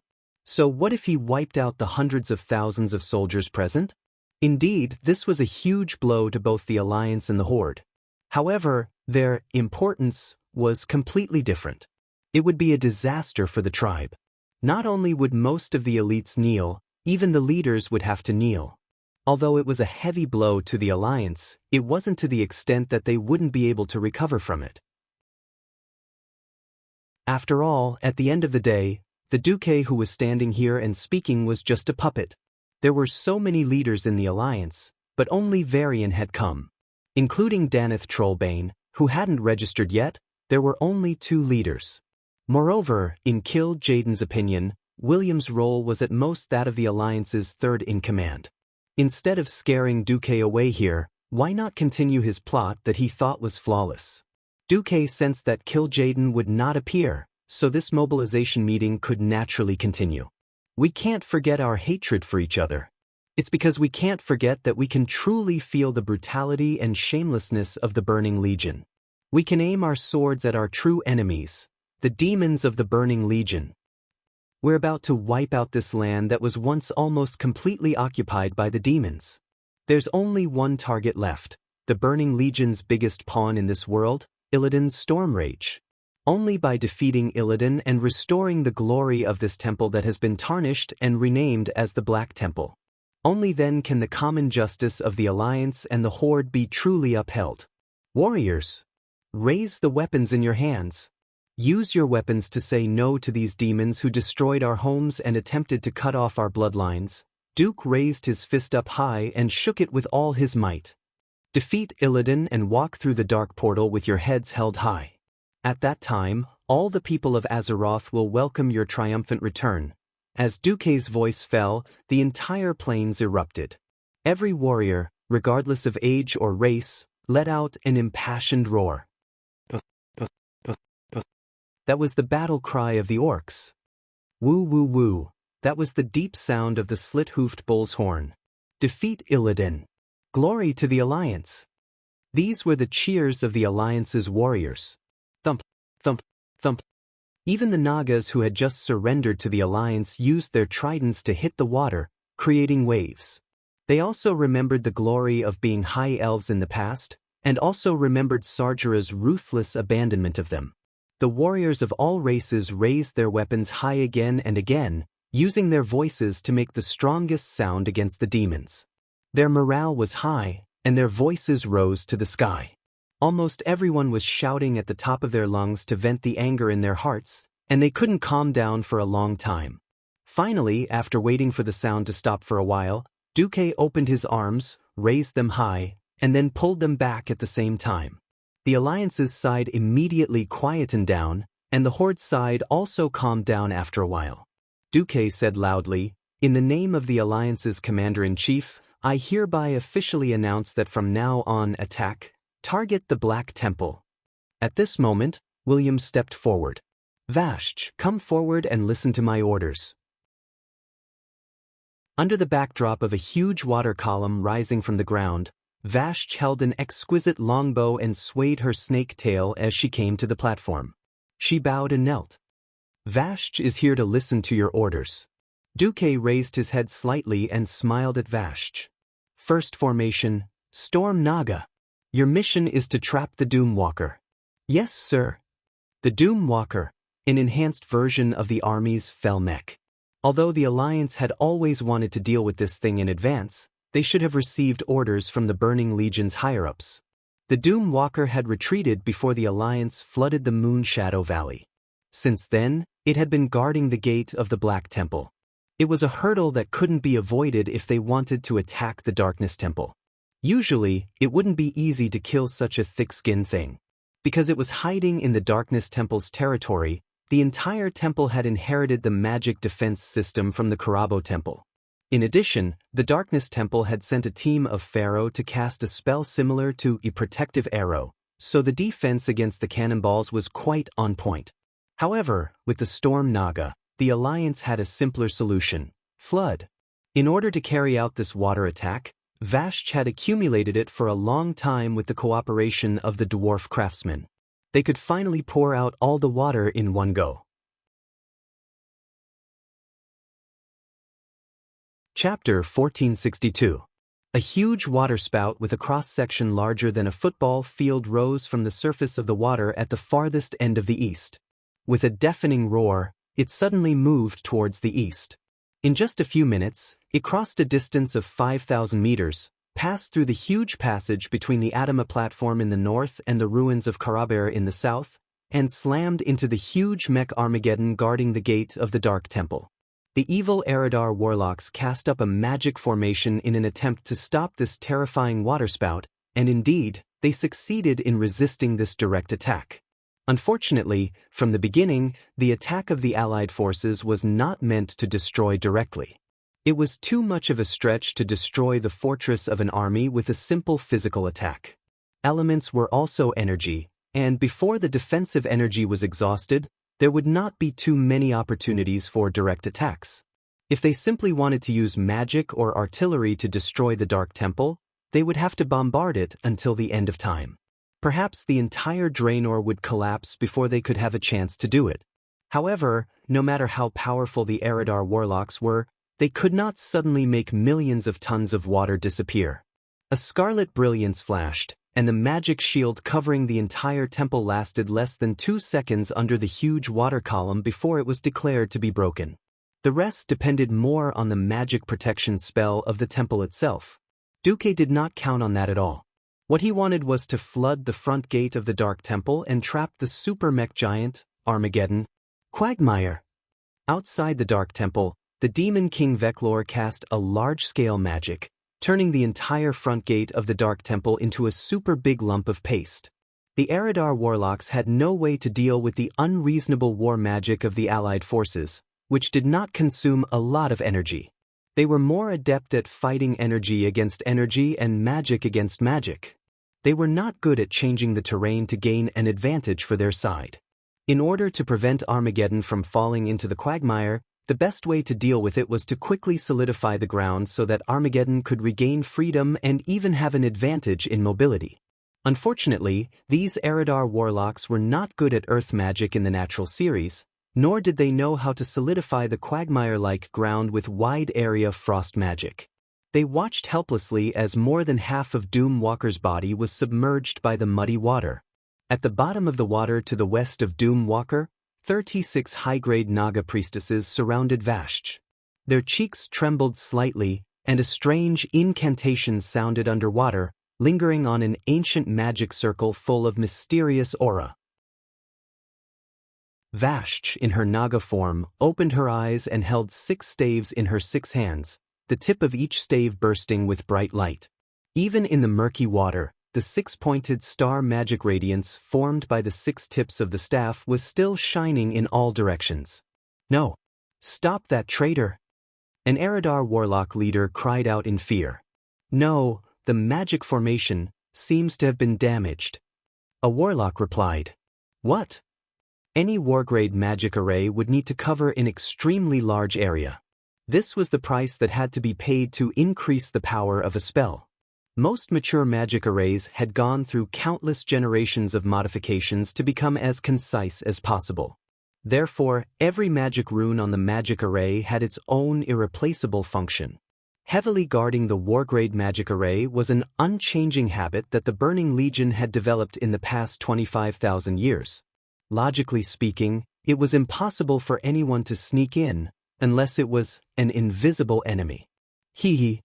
A cruel yet joyful laughter attracted the attention of a group of demons. A burly blue-skinned man appeared at the outermost end of the magic array. He had a similar appearance to the people of Eridar, such as the few tentacle-like long whiskers on his lower body. Unlike the people of Eridar, who still had good facial features in the midst of evil, his face was collapsed. His bumpy face seemed to be corroded by sulfuric acid. His protruding jaws had monster-like teeth, and a pair of eyes emitted a strange blue light. In an instant, the Eridar warlock leader recognized him and shouted his name in shock and anger, "Despicable broken Akama." If the people of Eridar hated the Draenei because in their eyes, the Draenei were traitors, then their hatred for the broken was even deeper. Because the broken was a Draenei who had a disfigured face and lost part of their sanity. In the eyes of the people of Eridar, this was an inferior product of a traitor. This kind of existence that tarnished the noble bloodline of Eridar should be completely eliminated from the world. Akama was originally a Draenei archbishop. Nearly 30 years ago, during the battle against the Fell Orcs, he was corroded by the poisonous fog during the Shotrath explosion and became a broken. He lost the protection of the holy light and was later influenced by Nubidan to learn the teachings of the shamans. Akama led the Grey-Tongue Death Oath to fight against the Fell Orcs led by Magtheridon. But in this life, because Illidan gained the trust of Kil, Jaden, Magtheridon became his subordinate. This meant that Illidan didn't help Akama and take him and his broken subordinates as his subordinates. The only difference was that Illidan captured Akama once and continued to extract a part of his soul to make Akama's shadow. Then, Akama used the racial talent of the broken to escape. 500,000 troops attacking the Black Temple could not be hidden from anyone. When Akama took the initiative to contact the Alliance, hoping to help, Duque agreed. Obviously, Akama did a good job. He used a small magic dagger given by Duque to temporarily paralyze the protection circle of the Black Temple. Outside the temple, Duque's eyes narrowed. Akama succeeded. Selagia, it's up to you. Baski smiled. Don't worry. The 6 staffs on her 6 arms shot surging magic at the front of the circle. Without giving the Eridar warlocks any time to react, countless seaweed-like plants began to grow wildly under the feet of Doomwalker. 1 meter, 10 meters, 100 meters. This strange seaweed not only had an extremely powerful entanglement, but it also had thorns on it. As long as there was a small gap on Doomwalker's body, the thorns would grow wildly inside. At the same time, the magical seaweed emitted bursts of yellow fluorescence, giving the Alliance's artillery fleet a clear indicator. Faint attack force, open fire. On the new flagship, the foolish Queen Ellie, Bulang gently waved his arm. Immediately, the old warships led by the Black Pearl began to approach the Black Temple at high speed and bombarded the main body of the temple. The purpose of the fierce attack was not to destroy, but to contain the magic defense of the Black Temple that could possibly recover. When Bulang saw that the last magic shield was destroyed, he finally ordered, "Royal Brothel Team, listen up. Target, Doomwalker." Chapter 1463.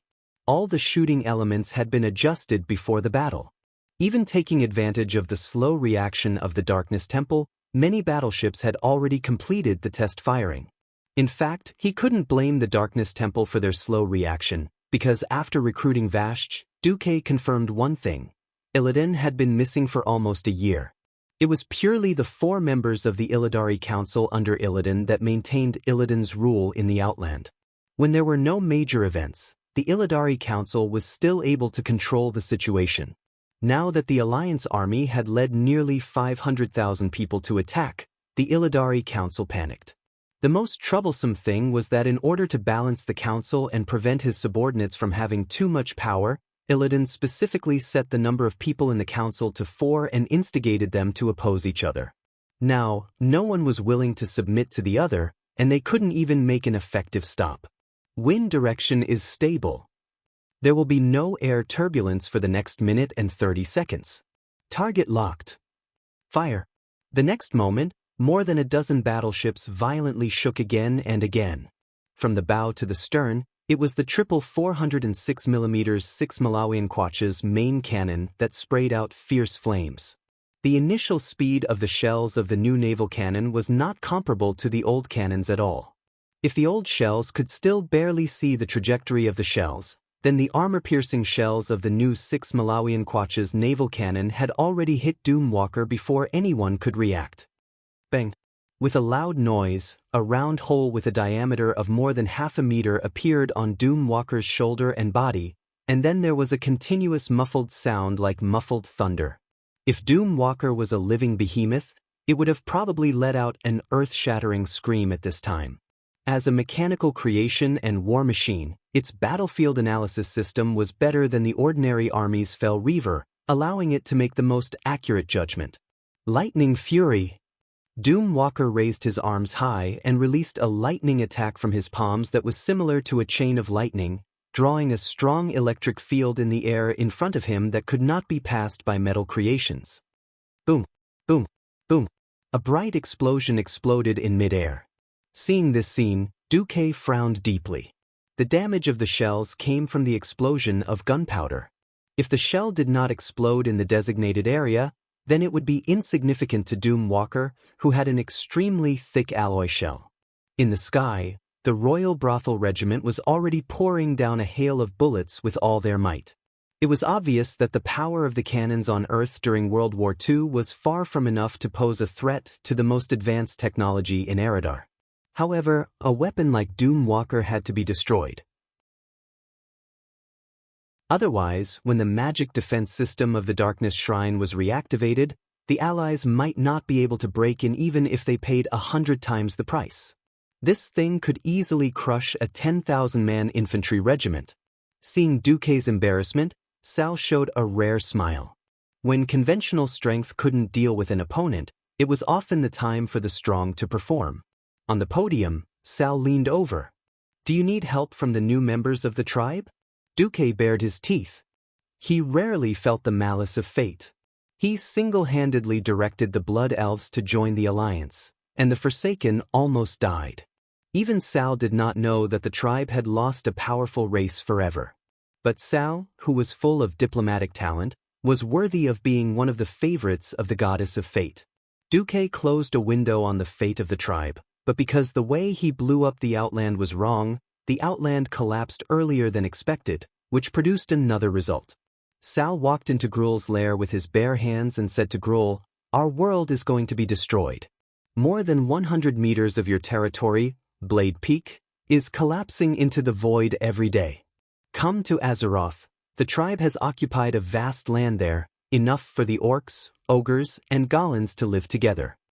Seeing that the Gollans could not conquer a world with their own strength, Gruel chose to join the tribe in the face of inevitable destruction. When he heard the news, even Duque could not help but feel a headache. Damn it! That's Gollans. Huge, one-eyed, and fearful. It was difficult for human language to describe the feelings that the Gollans, the ogre ruler, brought to the bystanders. There were rumors that the Gollans gave birth to the ogres. Even if this rumor was true, the Gollans had no love for their children. Their method of ruling the ogre tribes was ruthless and barbaric, and no matter what the facts were, one thing was certain: the Gollans had unparalleled force. In unreliable legends, the ancestors of the Gollans were rock guardian giants created by the Titans on the planet of Draenor. They had huge bodies made of granite, as majestic as mountains, endless power, and the ability to change the earth. Once, they followed the mission given by the Titans, shaped the earth and sea of the world of Draenor, and fought an eternal war with the enemies of the Titans, the primitive plant behemoths of Draenor. After the Titans left Draenor, most of the guardian giants were affected by the curse of flesh and blood and degenerated into half-rock, half-organic cyclops. Their descendants were the Gollans. Although not as powerful as the rock guardian giants, the Gollans still inherited part of the power of their ancestors and had a close connection with the earth element of Draenor. Therefore, the most powerful Gollans had the power to change the landscape. The broken world of Draenor was now called the Blade's Edge Mountain. The rock spikes all over the place were created by the father of the Gollans, the Dragon Slayer Gruel, when he fought against the Black Dragon Legion. In theory, the earliest ogres were also the product of further degeneration after some of the Gollans were deeply affected by the curse of flesh and blood. Some historians even said that the orcs were another branch of the goblins who were affected by the curse of flesh and blood. History could no longer be investigated. At this moment, the point of the matter was that the dragon slayer Gruul, who would have been killed in history, and his 7 sons were now alive and well and armed to the teeth. The natural hard skin of the goblins was enough to give people a headache. Duque estimated that if he really had to face them, he would probably have to use armor-piercing bullets. Now that Thrall had obtained the goblins, he was even more insane and asked the Rustwater conglomerate to prepare a set of steel armor for Gruul and his 7 sons. Think about it. A 10-story tall cyclops with an inverted triangular upper body and a super muscular upper body that was more burly than the lower limbs. He also wore a set of super steel armor with an average thickness of more than 1 meter. From the breastplate to the crotch armor, from the shoulder and arm guards to the leg guards and knee guards. If it weren't for the fact that Gollin was only used to using his fists, Duque even thought that Thrall would prepare a 40-meter-long battleship slicing blade for Gruul. Chapter 1464. Seeing Gruul's gloves, which emitted ear-piercing clanging sounds when he moved his fingers, Duque felt a pain in his balls. The only fortunate thing was that the goblin's steel forging skills were not up to standard. Gruul did not use it for long, and several positions of the steel armor exploded due to the poor quality. Even so, Gruul, the king of Gollin, who had a demigod body, was still rising in strength. But no matter how strong Gruul was, he was now a thug of the Alliance. Duque did not hesitate and directly ordered, "Selaja, make way for the tribe's Gruul." "Yes, master." Vashj, who was underwater, raised her 6 arms high. On the edge of the plain, a huge crack appeared beside the muddy water. Everyone saw an unforgettable spectacle on the surface of the wide lake. They saw a white line visible to the naked eye appearing on the surface of the lake in the distance. The white line extended from the slightly higher plane, through the open space between the plane and the Darkness Temple complex, to the main entrance of the Darkness Temple, where Doom Walker was. When Vashj's raised 6 arms suddenly spread to the left and right, the thick white line also followed Vashj's movements and separated to the left and right, forming a wide valley of water on the surface of the sea. The cliff-like walls on both sides of the deep valley were, in fact, 2 parallel waterfalls. There was no waterfall on Earth that could compare to these 2 waterfalls created with extraordinary divine power. It was impossible to have such a high drop, and it was impossible to have such a long drop. Many people could not help but cover their mouths, for fear that they would lose their composure and make inappropriate sounds. This mighty power that could overturn oceans and rivers had completely exceeded the limits of mortal imagination. And this was just the cooperation of 2 demigods, Duque and Vashj. Duque supplied magic power, while Vashj's body descended to the outer realm to cast the spell herself. 1 big and 7 small, 8 behemoths ran on the wet bottom. The sound of the large metal armor colliding as it ran echoed between the 2 waterfalls. They did not seem to be running fast, but considering their astonishing strides of 10 meters, the distance of thousands of meters seemed to be covered in a short while. Perhaps at this moment, Doom Walker's system had repeatedly lit up with a red alert signal. Due to its ability to sense powerful creatures, Doom Walker subconsciously raised its head. Frenzy was activated. His fists moved back and forth like a piston pump, instantly increasing his physical damage by 100%. Earthquake erupted, and a huge crack instantly appeared in the ground, spreading from its feet to Gruul's feet. If it was another enemy, he would probably have made a small pit this time. Dragon Slayer Gruul was born to play with rocks. He didn't seem to make any movements, but he stomped his sturdy feet on the ground. It was that moment. The earth, which had been cracked open like a deep valley, suddenly closed up again.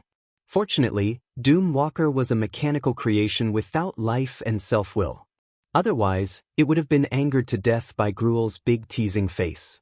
At this time, 7 small figures suddenly jumped out from behind Gruul. In fact, their bodies were rather large, easily reaching the height of a 3-story building. In front of humans, orcs, and ogres, they were absolute giants. It was only because they were compared to their father who had the body of a demigod that they seemed insignificant. The Gorons rarely cooperated with each other because they were already one of the most powerful individuals on this planet. Once they decided to cooperate with each other, the effect was quite amazing. The 7 sons of Gruul, led by Dun the Hungry, completed a spectacular joint attack. They rushed to Doom Walker's side almost at the same time and swung their fists together. Doom Walker chose the most efficient counterattack. A pair of arms, which seemed to be equipped with a brake, swung violently, and 2 of the sons of Gruul were directly smashed in the middle by the huge metal arms. The inferior steel armor produced by the gnomes once again displayed its shoddy workmanship. It didn't seem to be able to resist much of the impact, and with a crisp explosion, it shattered. Grolok and Skrook the Soul Grinder were punched from mid-air and smashed into the outer wall of the temple not far away. One was silent, probably not dead, while the other's huge body had sunk in and could not be pulled out. The casualties of their brothers did not bring sorrow to the other 5 sons, but instead aroused their fierceness. They took advantage of the holes created by the armor-piercing bullets of the Alliance's new artillery, stretched out their claws, and forcibly tore the limbs of Doom Walker with unimaginable brute force. Compared with the overwhelming firepower of the battleships before, this kind of violent destruction was a real threat to Doom Walker. If it was given some time, it could kill the 7 sons of Gruul one by one. The problem was that their father had arrived. Without any moves to speak of, Gruul came up with a punch.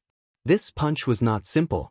Just this punch alone set off a sound like a battleship crashing into a house at full speed. It was not just the outer wall that collapsed, the entire building was about to be smashed. In the face of an opponent with strength above its own, Doom Walker's counterattack program told it not to take it head-on. Unfortunately, the entanglement of the other 5 sons caused it to be hit in the vital parts. The thick chest armor was severely deformed in an instant, with a deep depression of at least 5 or 6 meters. Immediately after, Gruul unreasonably used his hands to tear open Doom Walker's breastplate with absolutely terrifying strength, revealing the power furnace inside that was emitting a dazzling green light. Haha! Gruul laughed wildly and smashed his fist down. Duque, who was far away on the podium, cried out, "Wait!" Unfortunately, for Gollin, there was only one word in their fighting dictionary: reckless. They were reckless to any enemy. Reckless to the point of no reason, reckless to the point of madness. As long as they could withstand it, they did not even mind rushing through the entire world. At this moment, Doom Walker seemed to have made a decision. Its huge body emitted a burst of electronic sounds that sounded quite shrill. In its chest, the demonic flames of evil energy flowed wildly, and the power furnace became brighter and brighter. This kind of light reminded Duque of a very bad thing. Thrall, let Gruul run. Be careful of self-destruction. Thrall's command echoed in Gruul's ears through magic. However, Gruul, who had lost his mind a little, smashed his fist on the shockingly bright power furnace that seemed like it would collapse at any time. About a few seconds later, a bright green mushroom cloud rose in the direction of the main entrance of the Dark Temple. Thrall was dumbfounded. I told you to kill your opponent, not to kill yourself. Chapter 1465. No, no, no. Sal, who was standing next to Duque, did not hide his concern for Gruul the Dragon Slayer at all. Now the Horde was a generation behind the Alliance in terms of technology. If there were no professionals, if the Alliance went to war with the Horde, it would be like modern people fighting primitive people. Falling behind in science and technology wasn't something that could be fixed just by catching up. Sal thought hard and sadly found that the Horde was backward in all aspects. It could be said that they lacked everything: talent, funds, technology, and scientists. But what they really lacked was a leader with strong foresight. As a leader, making decisions was an unavoidable responsibility. Every day, there would be people running to Sal, hoping to get the support of the Horde to invest funds and manpower to research a certain new technology. Sal was very depressed because he found that most of the people who came were goblins, and almost all of them wanted to scam money.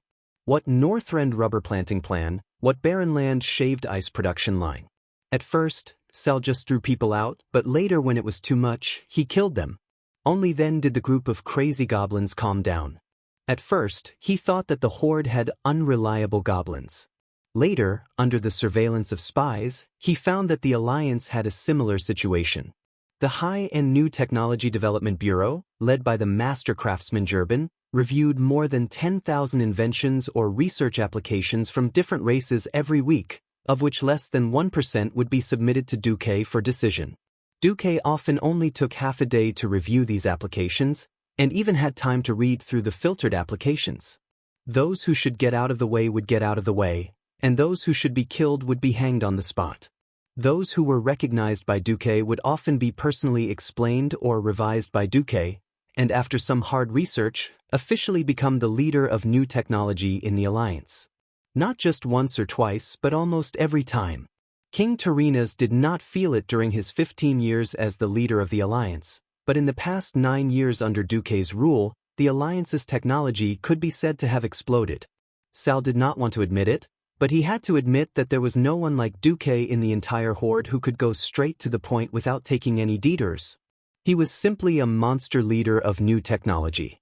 He also hoped that the Horde could have such a genius. If there was, he would even be willing to give up his position as chief. Unfortunately, there weren't any. It seemed like he would never be able to lead the tribe to surpass the Alliance. What saddened him even more was that Duque had actually become a demigod. In theory, he had an immortal body. How could the tribe play happily?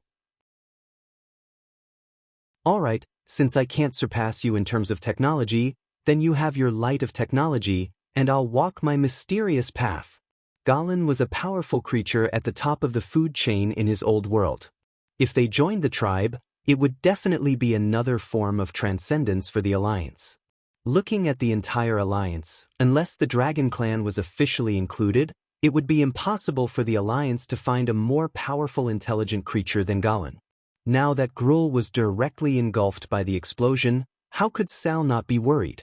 Phew! Gruul is fine. Duque sighed. There was a little bit of malice in his heart. He hoped that Gruul and the Doom Walker would perish together, but unfortunately, they didn't. In the system prompt, Gruul's injury was only medium wound. Gruul, this explosive guy, was worthy of being one of the top bosses in the game's Burning Crusade. It was clear that this was another nuclear day, but Gruul actually didn't die. He only used a pair of big claws to protect his head. He used the armor specially made for him by the tribe and his rock-like skin to forcibly resist this kind of big explosion.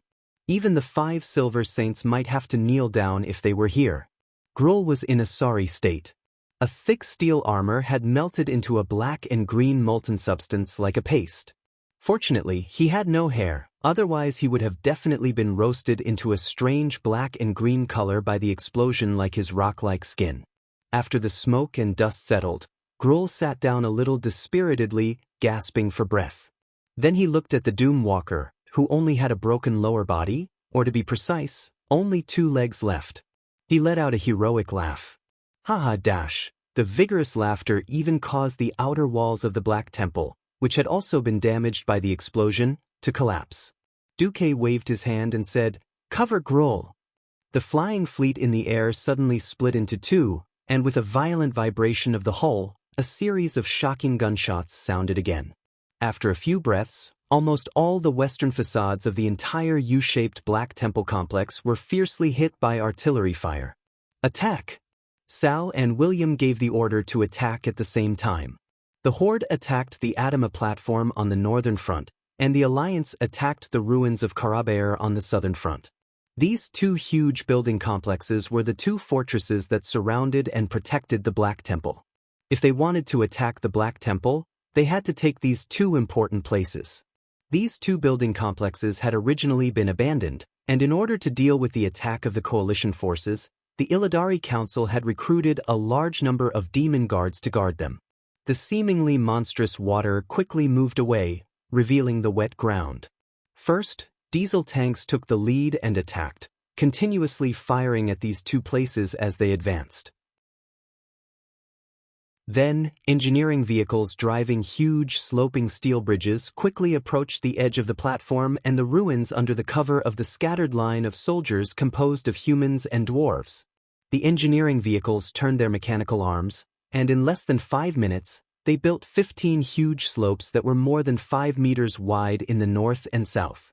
The rough slopes allowed anyone to rush up the ruins and the platform along this slope that was at an angle of 30 degrees from the ground. Charge! In the name of the Holy Light. For the Alliance. Lochtroger.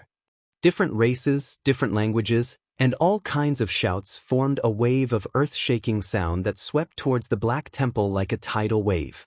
Even though the sound waves washed over the dark green walls and reflected back, it still shocked the eardrums of everyone several kilometers away.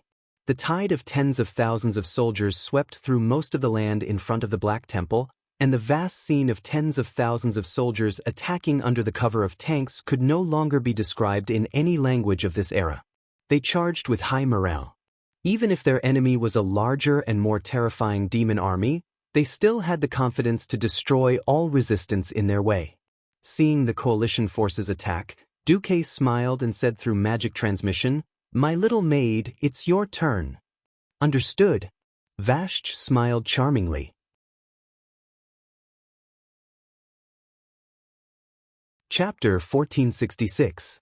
In the face of a high-level enemy, low-level soldiers could basically be said to have no resistance. Did that mean that low-level soldiers had no value? The answer was no. Low-level soldiers might be a kind of consumable in the eyes of many commanders, but without low-level combat experience, there would be no sublimation to the higher levels. Moreover, the wide area killing power of the strong was not unlimited. It looked cool to wipe out an area the size of 10 football fields with one move. In terms of efficiency, this was simply the greatest waste of energy. If there was unlimited energy that could be squandered at will, it would not matter. In fact, in most cases, whether it was elemental magic or dark energy, there was an upper limit. Generally speaking, it was the upper limit of the strong themselves. What was even more impressive was that the battlefield could not bear the upper limit of the strong, such as Sargeras. There were not many places that could bear the full force of the old man's attack, and a planet would be destroyed in minutes. Legend had it that the titans of creation were evolved from the souls of planets. Perhaps there was some truth to it. If possible, Duque really did not want to use too much of the magic net's energy here. Almost 80% of the magic transmitted from Azeroth was consumed halfway, and half of the remaining 20% was a little difficult to control because it was mixed with the chaos elements of Draenor. Fortunately, he had Vashj. Vashj was not a demigod of Draenor, and after so many years of operation, Vashj could be considered to have half a home field.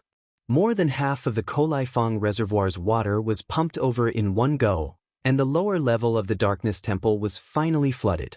This was also something that he was forced to do. As a transmigrator, and with Vashj, a traitor under Illidan, Duque was well aware that there was a large number of Naga troops in the lower level of the Darkness Temple. Those were the main elite forces under Vashj, and they were also the foundation that she had accumulated for thousands of years. In fact, she had told Duque many times that she wanted to take it back. If she did not take it back, Vashj would probably think of this heart-wrenching matter every night. The one leading them was the higher-ranking warlord, Naj Entis. Logically speaking, they were all Vashj subordinates, and it was not difficult to take them back. As a transmigrator, Duque knew that it was not a simple matter. Before Vashj became the commander of the Naga race, Naj Entis was already Vashj's most trusted confidant. As one of Vashj's earliest followers, he and Carithres paved the way for Vashj to take the leadership of the race. After Vashj succeeded in becoming the Naga queen, Naj Entis was appointed as a high-rank warlord, responsible for all military affairs for Queen Vashj. Carithres, on the other hand, was named the Deepwater Lord and was responsible for handling political and diplomatic affairs for Queen Vashj. However, this result aroused the conflict between him and Carithres. It turned out that the noble-born Carithres had always looked down on the commoner-born Naj Entis. Before Vashj became queen, the two had been scheming against each other. Although their status was equal, Carithres often ridiculed and belittled Naj Entis's background in public. Naj Entis had always restrained himself from Carithres' humiliation and suppression.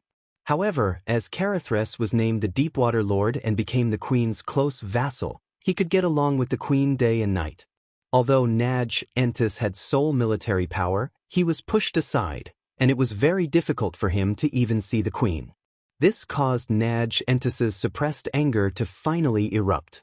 In order to regain the Queen's favor and his own position, Naj Entis began to plot a mutiny against the Deepwater Lord, Carithres. History stealthily took a turn here.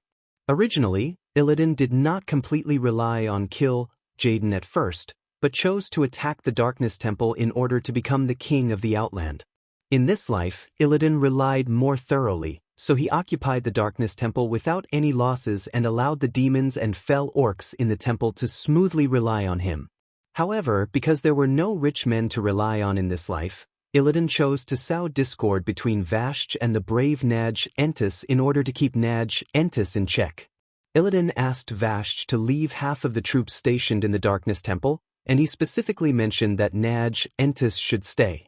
Vashj did not dare to disobey Illidan's orders.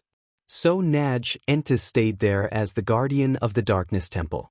After many years, living on land for a long time had changed Naj Entis's body and personality. Because he had not been soaked in seawater for a long time, his scales lost their original aqua blue color and began to turn gray. His eyes also began to turn blood red because of long-term contact with the demon's aura. He became irritable, and even more ferocious.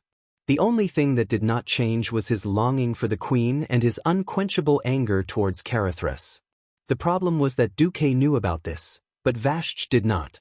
Or perhaps she had clearly noticed it, but the inertia of her thinking made her still believe that as long as she appeared, Naj Entis would still have a high chance of bowing to her, and then the Naga army would return to her hands. Perhaps this was what it meant to be unaware of the situation. It was hard to blame Vashj for this. After all, these two under her were guys who had been loyal to her for thousands of years. Even someone as quick-witted as Vashj could not be so sure of the changes in Naj Entis. Duque let out a breath of turbid air, turned his head and said, "William, I'll leave the command to you." "Uncle Duque, where are you going? Shouldn't you be?" William was a little surprised. As a commander-in-chief, Duque should be in the middle of the army. Even if Duque wanted to appear, he should do it after the other party's leader appeared. Duque smiled. Perhaps Duke Marcus is very important, but Mark Dooku is not. Duque could make as many of these delicate remote-controlled puppets as he wanted. After saying that, the phantom magic on Duque's face faded, and he turned back into Mark's appearance. William bared his teeth. Anyway, he could not do anything to this uncle of his, who was already a demigod. On the other side, in the water channel of the Darkness Temple, the turbid water that contained evil energy gave Vashj quite a headache. If it was an ordinary Naga warrior, they would probably be demonized in less than half an hour. Therefore, the ones who came this time were all carefully selected elites, and each Naga had brought several bottles of holy water in case of emergencies. Merogar Tidewalker, the leader of the deep-sea giants, took the lead. He used his huge anchor to dig a piece of the Darkness Temple's cornerstone, revealing a deep underwater passage. The unstable Hydas entered first. As the leader of the water elementals, he was definitely the best pathfinder. Next was the Deepwater Lord Carithres, followed by Vashj, and finally Merogar, who brought up the rear, entered. The Darkness Temple was once considered Vashj's home ground. The meticulous Vashj had already figured out the structure of this place. At that time, it might have been for defensive purposes, but now it had clearly come in handy.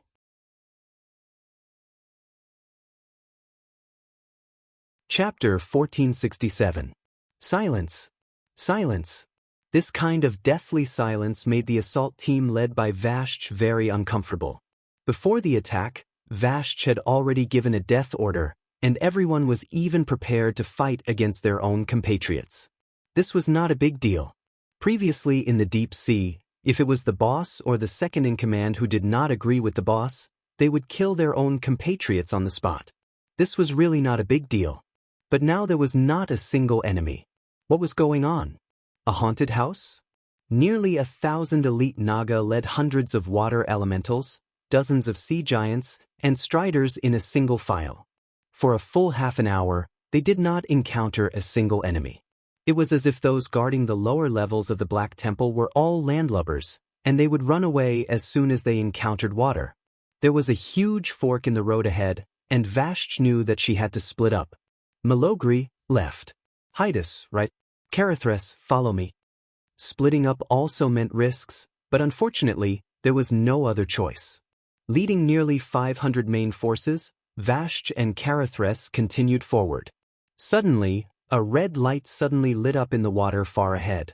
The spiral-shaped red light seemed to ignore the resistance of the water, drawing a straight and ferocious line in the water.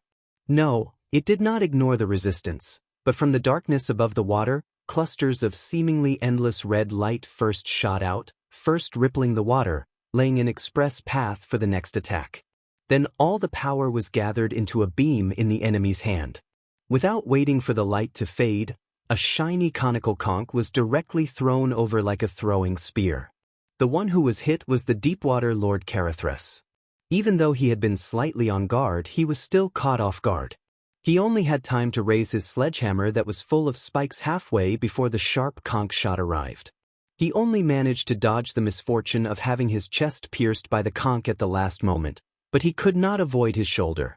The magnificent epic-grade right shoulder armor was easily pierced, and all the Naga nearby saw Carithres' right arm twisted in a posture that should not have appeared. This was because the conical conch's front was very sharp and thin, but it became extremely thick in the middle. When the powerful force pierced through the Deepwater Lord's shoulder, not only did it send his tall and sturdy body flying, the thickened conch even squeezed open his wound, crushing part of his shoulder blade and collarbone. Carithres screamed as his body was nailed to the steel-like wall behind him. In the relatively clear water, everyone could see that the huge wound was still covered in thick veins of blood. The blood swirled along with the current and spread out in the water. Vashj's face immediately darkened. The High Elven language that contained magic spread from the water into the darkness above the surface. This was the wrath of the queen. He was also angry at his former subordinate for attacking him without even greeting him. Even if they were enemies, this sneak attack still made Vashj feel deeply humiliated. The water level suddenly dropped, as if some machine was draining the water from the underground passage. Vashj suddenly took out a trident from her space storage bag and stabbed it into the water. Most of the water had been drained away, and what was left was only enough to soak Vashj's lower body. This was enough. The high ground in front was suddenly lit up, and the light of the magic lamp illuminated the surroundings as if it was daytime. After a short moment of discomfort for the Nagas on Vashj's side, everyone saw that it was a huge rectangular space the size of a football field. On the high platform, a snake-tailed monster with red skin and scales was staring at Vashj. If the initial roar represented Vashj's anger, then the current call was a kind of, perhaps pity, or perhaps it represented uncertain feelings. It was difficult to regard the monster in front of them as a Naga. He could barely be considered a male Naga in appearance, but there were already too many differences in his physiological structure. At first glance, he was bigger than most of the male Nagas. He had skin and scales that were completely different from Nagas, and there were many pairs of red cone-shaped spikes on his thick snake tail, which reminded people of the tail of a giant dragon. Although he still retained the thick arms unique to male Nagas, the two wings on his head that were unique to Nagas had all disappeared. The nostrils and eyes had degenerated to the point where they were almost invisible, and the entire front of the head was like a smooth ostrich egg. It was just that the lower jaw was even more terrifying. Originally, a male Naga would have a mouth of sharp teeth. Now, there were only a few huge canines on his lower jaw, each tooth larger than a human fist. You demonized? Vashj's face was full of shock. Ian too did not answer, but instead stretched out his thick left hand with great reverence. Your Majesty, you are even more beautiful. Have you recovered your previous beauty? Vashj's face quickly changed from shock to coquettish. You're wrong. In fact, from the beginning of the fall of Azhara, I have always maintained my beauty. Relying on the ultimate transformation, that my lord, Duke Marcus, gave me.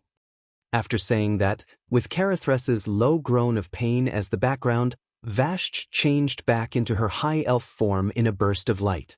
A head of shiny red hair, an impeccably delicate face, and an exquisite and curvaceous figure that was intentionally or unintentionally posed in an S shape was perfect and enchanting. Vashj smiled faintly. Are you envious? Are you jealous? It doesn't matter. Come back. You are already my subordinate. I am already a true demigod of Azeroth. I can remove the curse on you and let you become that tall, handsome, and heroic you again. It had to be said that Vashj was very good at winning over her subordinates. Restoring the glory of the High Elves from 10,000 years ago was the greatest wish of these Nagas who had been suffering in the deep sea for 10,000 years. Now, the hundreds of Naga elites around her had all begun to learn ultimate transformation, and dozens of them could barely maintain their elven form for more than half an hour. Although Vashj could not break Enzo's curse for so many subordinates in one go, it was at least a thought. Who knew that the trick that most Nagas had tried thousands of times would be rejected by in two? And pointed at Carithres, who was struggling, and sneered, "Your Majesty, please forgive me for refusing. I have no interest in being a subject under your Majesty with that guy who only knows how to flatter." And raised the sharp white conch in his right hand, which was his exclusive weapon. "Your Majesty Vashj, I've had enough of your ambiguity. I know that every female Naga likes to use this trick against male Nagas. In fact, it works a lot of times because you females are always stronger than males. But today is different. I am stronger than you now. So I will defeat you and make you my wife, serving me for the rest of your life."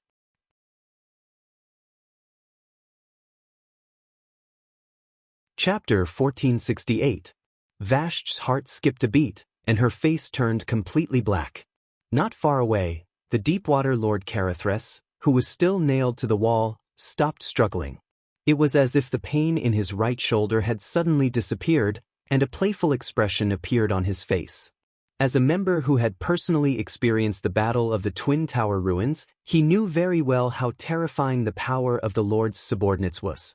Although he had not seen the Lord in action so far, just the power he saw was enough to crush the entire Storm Naga clan, let alone a small Naj Entis. He did not speak, but shouted happily in his heart, "Idiot! You're finished." Vashj, whose face was still bathed in the spring breeze half a second ago, was now only left with a bone-chilling chill. Vashj's slender fingers clenched into fists. Her arms trembled slightly, and she gently exhaled half a mouthful of foul air. With a flash of light, she returned to the appearance of a six-armed female Naga. Although there was no longer the terrifying snake hair at the back of her head, the scattered red hair slowly floated under the stirring of mysterious power. The aura of the Colaifong Queen made her appear dignified without being angry. The sonorous female voice spread, and even caused slight ripples on the water surface.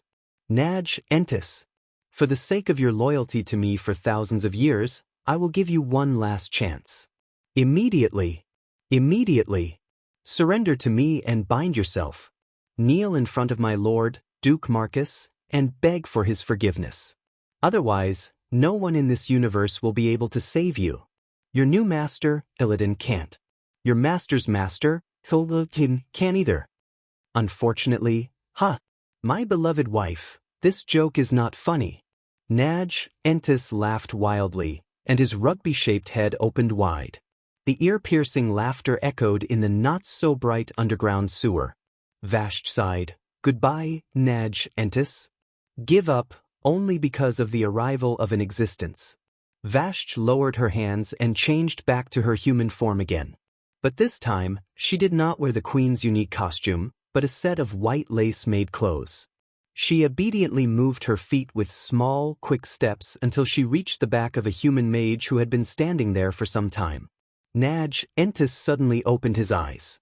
Actually, this guy had eyes, but the pair of mung bean-like eyes above his mouth were too small, almost unnoticeable. He couldn't believe his eyes. From what he remembered, Vashj had never been loyal to anyone ever since she became independent from Queen Azhara. The terrifying deep-sea giant army never made her surrender. Even the cruel and cunning envoys of Enzoth failed to enslave her. Even in front of the unimaginably powerful Archerans, she only showed superficial obedience. However, when he saw Vasky's gaze on this human, he felt as though he was struck by lightning, and his entire body trembled. What kind of gaze was that? That kind of absolute blind follower was like a fanatic. The kind of subservience that unknowingly placed oneself in a low position. It was the kind of fanatical love that seemed to have found the only meaning of life. Is she still the strong Naga queen who fought for her own world in the dark and terrifying deep sea? No dash, with a shrill and furious cry, Naj Entis threw a huge spine needle at the little human mage. It was an extremely slender and sharp conch spine needle. Any creature with an absolute strength of less than a ton that was nailed by the spine needle would never be able to pull the spine needle out with their own strength, and could only bleed to death. Naj Entis wanted to nail the hateful human, nail his limbs, and let him bleed to the last drop of blood in despair. Duque didn't seem to react at all, even maintaining a smile on his face. He stood with his hands behind his back, as if he didn't see the spine needle that was rapidly expanding in his field of vision. However, in the next moment, a big hand with only 4 fingers appeared out of thin air and easily caught Naj Entis' spine needle. 2 huge humanoid creatures that were almost identical appeared. "You want to attack our lord? Have you asked us, brothers?" The Karaji twin emperors appeared in shock. At this moment, everyone understood that it wasn't that Duque didn't want to make a move just now, but as the boss, how could he personally come out for a small high-rank warlord? He shouldn't even let the twin emperors appear, because the difference in strength caused by the rank was too great. If Naj Entis was a strong man with a demigod body, it would naturally be appropriate to send the twin emperors out. But everyone noticed that Naj Entis was just an idiot whose body had been greatly strengthened by the demonic blood. His strength hadn't even stepped into the demigod realm. Calling out the twin emperors in this situation meant that Duque was unhappy. Perhaps the twin emperors had not been in battle for a long time, so they had the ugly appearance of being unable to take down Vashj a while ago. But the 2 brothers obviously had a better grasp of people's hearts. Their strength was obviously not equal, but they still called out the 2 brothers. There was only one meaning. Duque wanted a big victory, a crushing victory. Not giving Naj Entis a chance to escape, the twin emperors rushed over together. Ha ha ha. Vecnalas used 4 continuous sword lights to deflect the spine needles that shot from above, below, left, and right in one breath. Vec Lore was even more fierce, completely disregarding everything, using his strange physical immunity constitution to directly crush them. "Don't underestimate me. Come out." Tide. Naj Entis fiercely swung his long tail full of spikes to the ground, and the water level that was originally only knee-high suddenly soared, swelling into a huge tide. Lore snorted coldly and spat out 2 words, "Ice seal."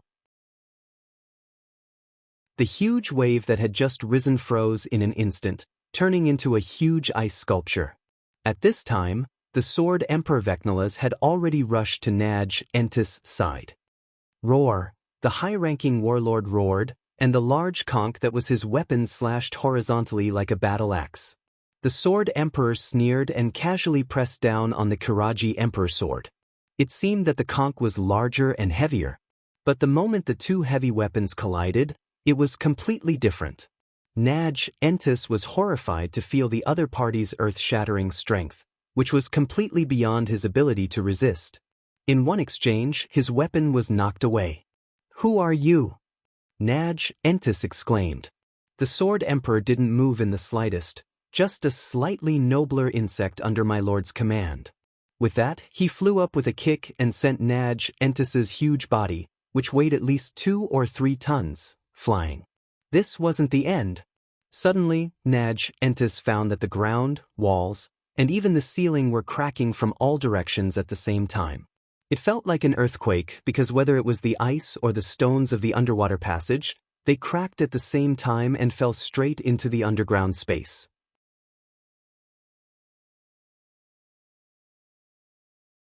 Chapter 1469. Whether it was the ice or the solid stone walls and pillars of the dark temple, they were like underwater to this mysterious creature, unable to stop it at all. And from the sound, there was more than one. What the hell is this? Vash's subordinates were a little frightened. Just then, they heard Veclor's announcement. Go! Oro's children! Dismember that overconfident little demon! When the creatures lurking underground suddenly pounced out from the ceiling, walls, and underground at the same time, Vashj and her subordinates finally remembered where they had seen these terrifying creatures. During the battle in the ruins of the Twin Towers, the Alliance had used these earthworm-like creatures to dig holes. This time, they were used as weapons of war, and the effect was equally amazing. When Oro's children moved forward, they opened their mouths, and the thousands of teeth in their big mouths kissed and bit, and they could dig a big hole in the ground. The 6 crab-like legs behind the mouth parts moved gently, and they could push their bodies to move faster. Finally, the cracks on the hard stones spread to the ice layer condensed by the Demon Emperor, causing the ice layer to crack and shatter, splashing in all directions. Naj Entis, who had just been kicked away by the Sword Emperor and was still dizzy from the fall, seemed to see an illusion. When he opened his eyes, he saw countless triangular teeth that seemed to grow out from every corner of the world. Under the contrast of the scarlet muscles of the mouthparts, they spun and pounced at him. Don't even think about killing me, Dash. Naj Entis waved his conch, and several spine needles shot into one of the squirming mouthparts. This time, the spine needles that had been tried and tested were no longer effective. Naj Entis could clearly hear the sound of his spine needles breaking. Then the broken spine needles, along with the ice and stones, were swallowed into those teeth. Naj Entis finally panicked. The most correct way to deal with this kind of underground creature was to dodge first and then attack the side of the mouthparts. But now, above, below, left, right, front, and back, all 6 directions had revealed wriggling mouthparts. Just this formation alone was enough to make him wish he was dead, let alone the twin emperors outside, glaring at him like a tiger watching its prey. Naj Entis tried to break out of the encirclement, and sure enough, he was blasted back by the Sword Emperor. Feeling the stench, Naj Entis finally despaired. No. He frantically swung his conch-like weapon, but in the next second, the Oro descendant on the right swallowed the conch along with his right arm. Next was the left arm, then the tail. Every one of Oro's descendants had bitten a part of Naj Entis's body. At this time, a cruel light bloomed in the eyes of the twin emperors. In the Kila Empire, dealing with disobedient subordinates, sometimes we would pull out all of its limbs, leaving only its torso, and then wait for it to die in pain and despair. Since ancient times, punishments and whatnot were pretty much the same. When it came to sadism, there seemed to be no boundaries between countries and worlds. Duque was a little annoyed. His facial muscles twitched, but he didn't stop him. In the ancient times of the Celestial Empire, there was a dismemberment by 5 horses. Who knew that this time the twin emperors would actually come up with a dismemberment by 6 insects? Don't ask why the lower body of a male naga only has a long tail. Why do they need 6 insects? Initially, Duque did not know about it. It was not until today that Duque found out that the male naga actually had a physiological structure similar to that of a snake. Hey, I didn't ask you to make it so dirty? Duque couldn't help but hold his forehead. The twin emperors were also annoyed.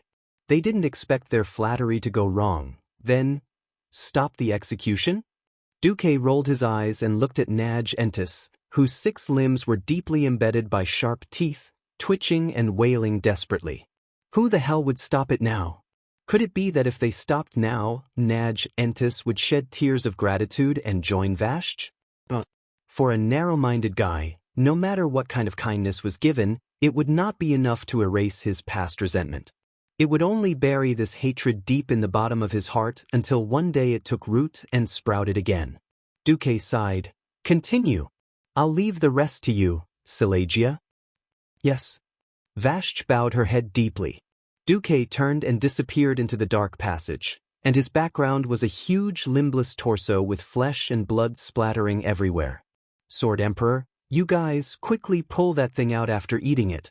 The blood of a high-level demon will contaminate you. Drink Shotrath holy water immediately after eating it. Demon Emperor, hee. Naj, Entis. Your soul belongs to the magic net. As soon as Naj, Entis died, all the Nagas in the entire underground passage immediately chose to surrender. It was not shameful to offer their loyalty to their queen. Anyway, they were only forcibly bound by High Warlord Naj, Entis. The battle broke out in the entire Black Temple complex. On the Adama platform. Support. We need support. The big guy, Doomguard. The brown-skinned Doomguard wielded a huge broadsword and easily beheaded several orc warriors. However, in the following days, it had to face its former compatriot, an Apocalypse Guard with 2 black chains circling it in a clockwise direction. Traitor! The Doomguard scolded. The Doomguard, enslaved by the Warlock, had a ferocious look on his face. He tried to resist the Warlock's control, but failed again and again. He could only desperately swing his sword at his compatriots. The demons enslaved in the Legion Fortress had now become one of the core siege weapons of the tribe. The ruins of Karaber in the south. Faced with the attack of the Doomguards, the Alliance's approach was completely different. Similarly, the defense warriors went up to resist the first wave. Those who could resist the first wave would receive help from their companions. Those who were not so lucky were directly knocked dozens of meters away and fell heavily to the ground. Even more unlucky, their shields and heads were cut in half and turned into corpses. This was a double test of skills and equipment. If they could survive this trial of blood and fire, they would be able to obtain the most valuable combat experience, as well as the purified equipment of their enemies. Moreover, they did not rely on themselves to fight. Many new weapons of the Alliance also grandly appeared. The Iron Fist rocket launcher was an anti-large demon weapon developed by the Alliance commander Duque himself. It was propelled by a simple diesel booster, and the warhead was loaded with a pound of semi-solid high-purity Shotrath holy water. It would not miss within 20 meters, and if you were lucky, you would still hit within 50 meters. As long as it hit, the elite demons would be in so much pain that they would rather die. The Alliance soldiers had used it and said it was good. Among the non-professional Alliance infantrymen, basically every 10-person squad would be equipped with 2 Iron Fists and 10 rocket launchers.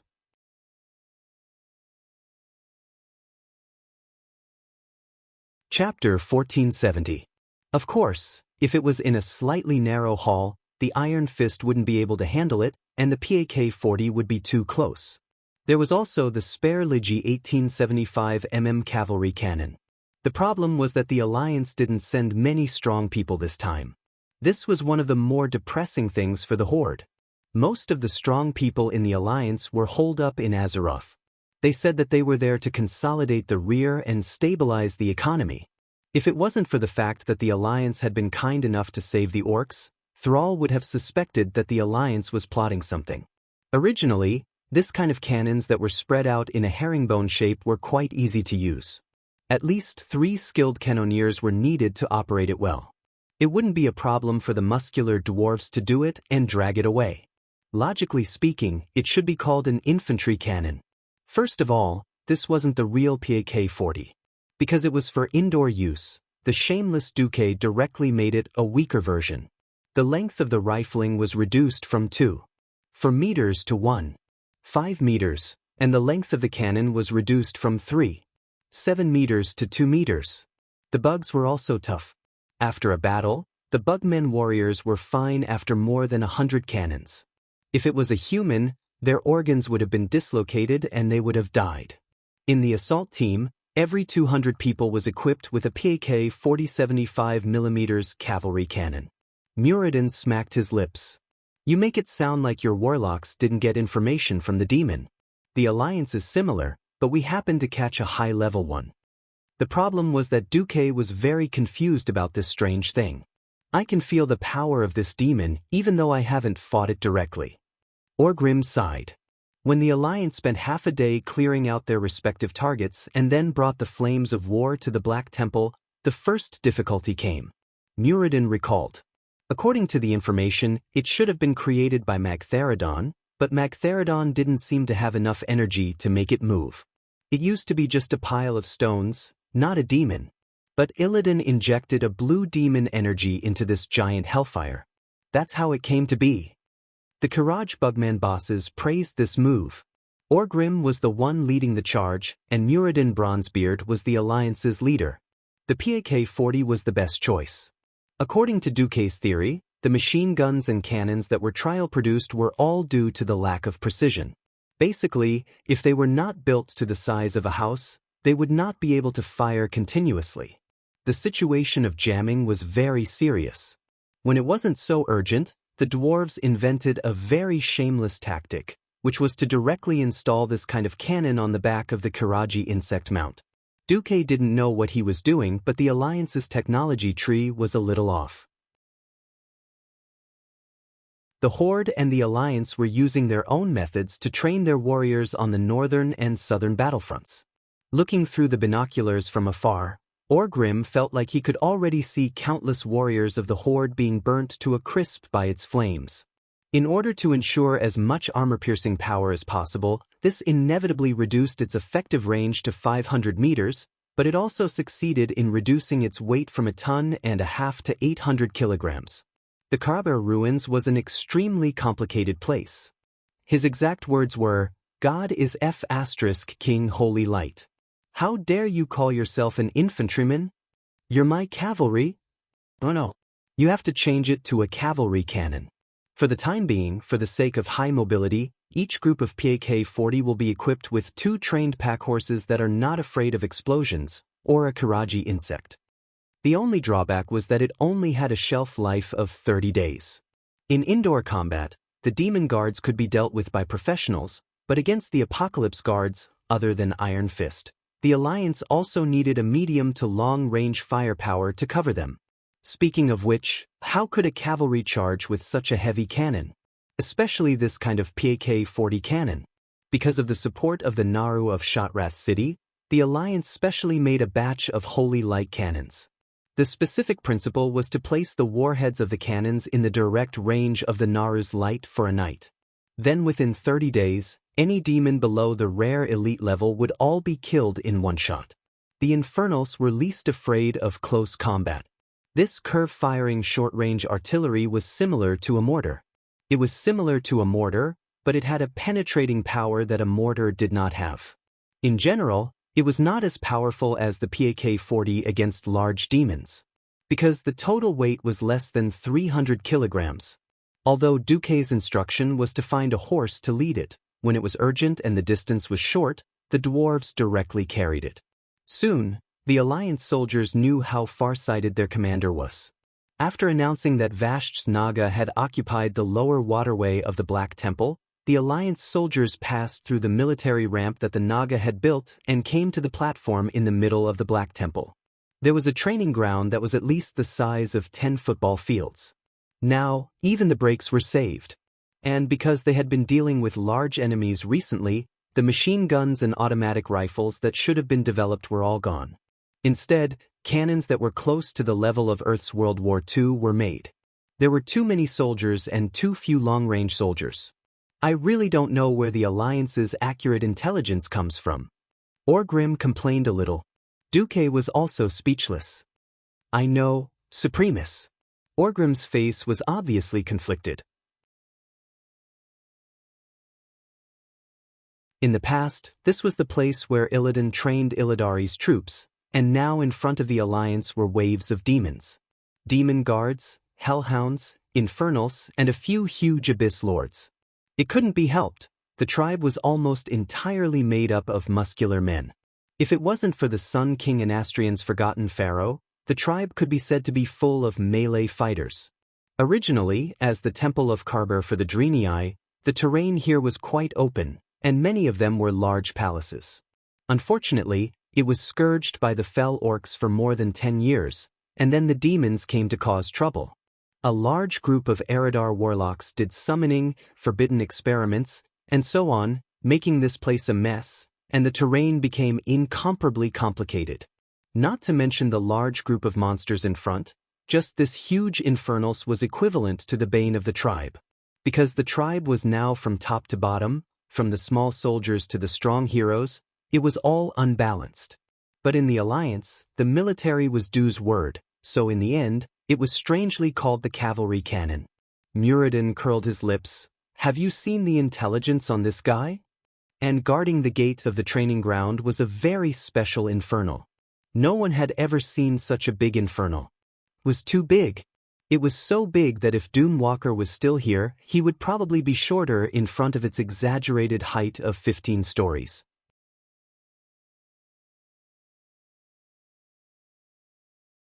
Chapter 1471. Advanced? How advanced? Orgrim did not believe that the information Duque stole from the ancient war would be completely applicable 10,000 years later, second only to the two great commanders, Archimonde and Jin. Since recovering his memory, Muradin had matured a lot. Since his elder brother had repeatedly told him not to reveal anything about Duque, then Muradin did not mind bragging. Anyway, there was no friendship between him and the tribe like the 15 years of the Dark Portal.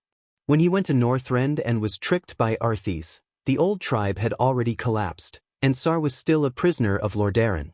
Muradin did not know that his bragging this time would actually trigger an incredible chain reaction in the future. The front line was in a dilemma, and the commanders in the rear were also having a headache. At first, when he saw the enemies in the training ground exposed within his field of vision, Bu Lang directly ordered the bombardment. Then, perhaps having learned the lesson of the Doom Walker being bombarded, Akima's destruction seemed to have been contained. The Black Temple restored the magic defense system, and all the direct artillery shells were bounced off by a magical dark disc-like thing. This brought the problem back to square one. The Alliance could send people in, and the protective circle would not reject any direct invasion of soldiers, but the casualties would be bound to be very serious. According to the strategy revealed by the Alliance, this big guy could summon volcanoes. If they wanted to kill it, they might have to send an army to be sacrifices for the flesh mill. Let me go! Dragon Slayer Gruul stood up, panting. Wait, let the people below clear the obstacles first. Those demon bastards don't have to send out the Dragon Slayer. Besides, the Alliance hasn't made a move yet. Sar did not dare to dissuade him directly, so he tried to persuade him tactfully. Okay, I hope the Alliance you speak of is really as strong as you say. Gruul was not so easy to talk to. In the eyes of Gallen, the weak deserved to be dominated, just like Gallen had enslaved the ogres for thousands of years. Perhaps Gorin would temporarily endure in order to escape from this desperate world, but once they found that their allies could not stand on the same level as them, then they would definitely not hesitate to attack their allies. On the other side, William caught a glimpse of the scene where Thrall was persuading Gruul. He chuckled and turned to Vale. Although having an extremely powerful uncle puts me under a lot of pressure, sometimes I wish Uncle Duque could be more powerful. Valilla shrugged and returned the little shrug. Duke Marcus had never disappointed the Alliance. Not in the past, not now, and not in the future. Indeed, Duque's voice came from the commander-level magic communication network. All troops, retreat. Leaders, please start reading the information of the leaders of the Darkness Shrine. The expression on Sal's face was a bit interesting. Did Duque's words mean that this big guy who gave anyone a headache was already a piece of cake? At this moment, Duque, who was sitting upright in Karazhan, crossed his legs and enjoyed the massage service of the Windrunner sisters. Perhaps the descendants of the magic element were too troublesome. Anyway, Aurelia and Sasha's bellies did not seem to be bloated, so it could not be considered as making pregnant women do hard labor. This is called strategizing light years away. Who is more awesome than me? Duque laughed. Aurelia could not stand it anymore. She was originally going to massage Duque's back, but in the end, it turned into twisting his soft flesh. You guys are not willing to go out and fight to death. I'll control it. Can't I have a rare chance to show off? Yes. It's not a problem to order Vashj around. Sasha's words made Duque feel a little apologetic. Silegia volunteered. I didn't want to either. but Vashti's divine sword at the tip of her tongue was too smooth, and I couldn't help but slap her. In the cinema-level widescreen magic mirror, the scene changed. The demon army, who were waiting in formation, did not see idiots who were going to die, but a world-shaking shock. Earthquake? It was a flood. Using the abilities of Oro's descendants, several large pits appeared in the large training plaza. In a few breaths, the few pits became dozens, then hundreds. At first, these pits had all the demons above them trapped in, and these bottomless pits looked like destructive traps. A few seconds later, the rumbling sound of water coming from deep underground told everyone that this was not a pit at all, but a waterway specially opened for water to gush out. Suddenly, a humongous water elemental appeared. This enormous creature was almost half the size of a town. Its two arms were like two cargo ships, and its enormous inverted triangular body was like a mountain. Mortals standing at its feet would not be able to see the top of their heads even if they looked up.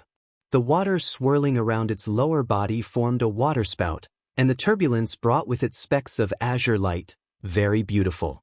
But as soon as this enormous creature appeared, the platform that was at least 50 meters above the ground of Moonshadow Valley sank into a vast ocean of water. Unstable hiddens? Thrall was truly shocked. He had never thought that the water elemental that had attacked the ruins of the Twin Towers back then would actually display terrifying strength close to that of the water elemental king. The legendary water elemental lord of Azeroth, Tide Hunter Neptulon, was only at this level, right? Whether it was Thrall or the other existences, they had all been deceived by Duque. How could a mere Serpent Temple boss have this strength? No one had tried to overcharge elemental creatures, so no one knew that the elemental creatures of the four major elements could temporarily grow in size according to the elemental content in their bodies. What Duque was doing now was just temporarily pouring the water elemental from the Draenor weave into Hidden's body, making this guy temporarily grow like a balloon. The upper limit of Hidden's own talent determined the quantity and quality of water elemental that it could use in a unit of time. So now it was just for show. The problem was that no one else knew. Its appearance directly caused the demons in the entire training square to jump up and down. Vashti manipulated the last wave of water and hit the entire square fiercely. The demon guards that were originally in formation on the square were directly swept up into the sky by the water and then thrown around. Some of the Apocalypse guards were almost howling, urgently flapping their wings in an attempt to fly out of the shroud of the tide. Who knew that in the depths of the tide suddenly a huge arm made of water would suddenly pull them down? Several unlucky ones directly hit the surface of the water. Even though the bottom of the training ground was originally under the water, they ended up crashing into a deeper layer with a kacha sound. Who knew if they turned into a large meat pie or were caught by some aquatic monster? There were also hellfires that did not wait for the waves to extinguish the flames on their bodies, and were directly cut in half by the Naga Siren priest who had half of her body floating out of the water with a water blade. Upon closer inspection, he discovered that these water blades were actually made of holy water.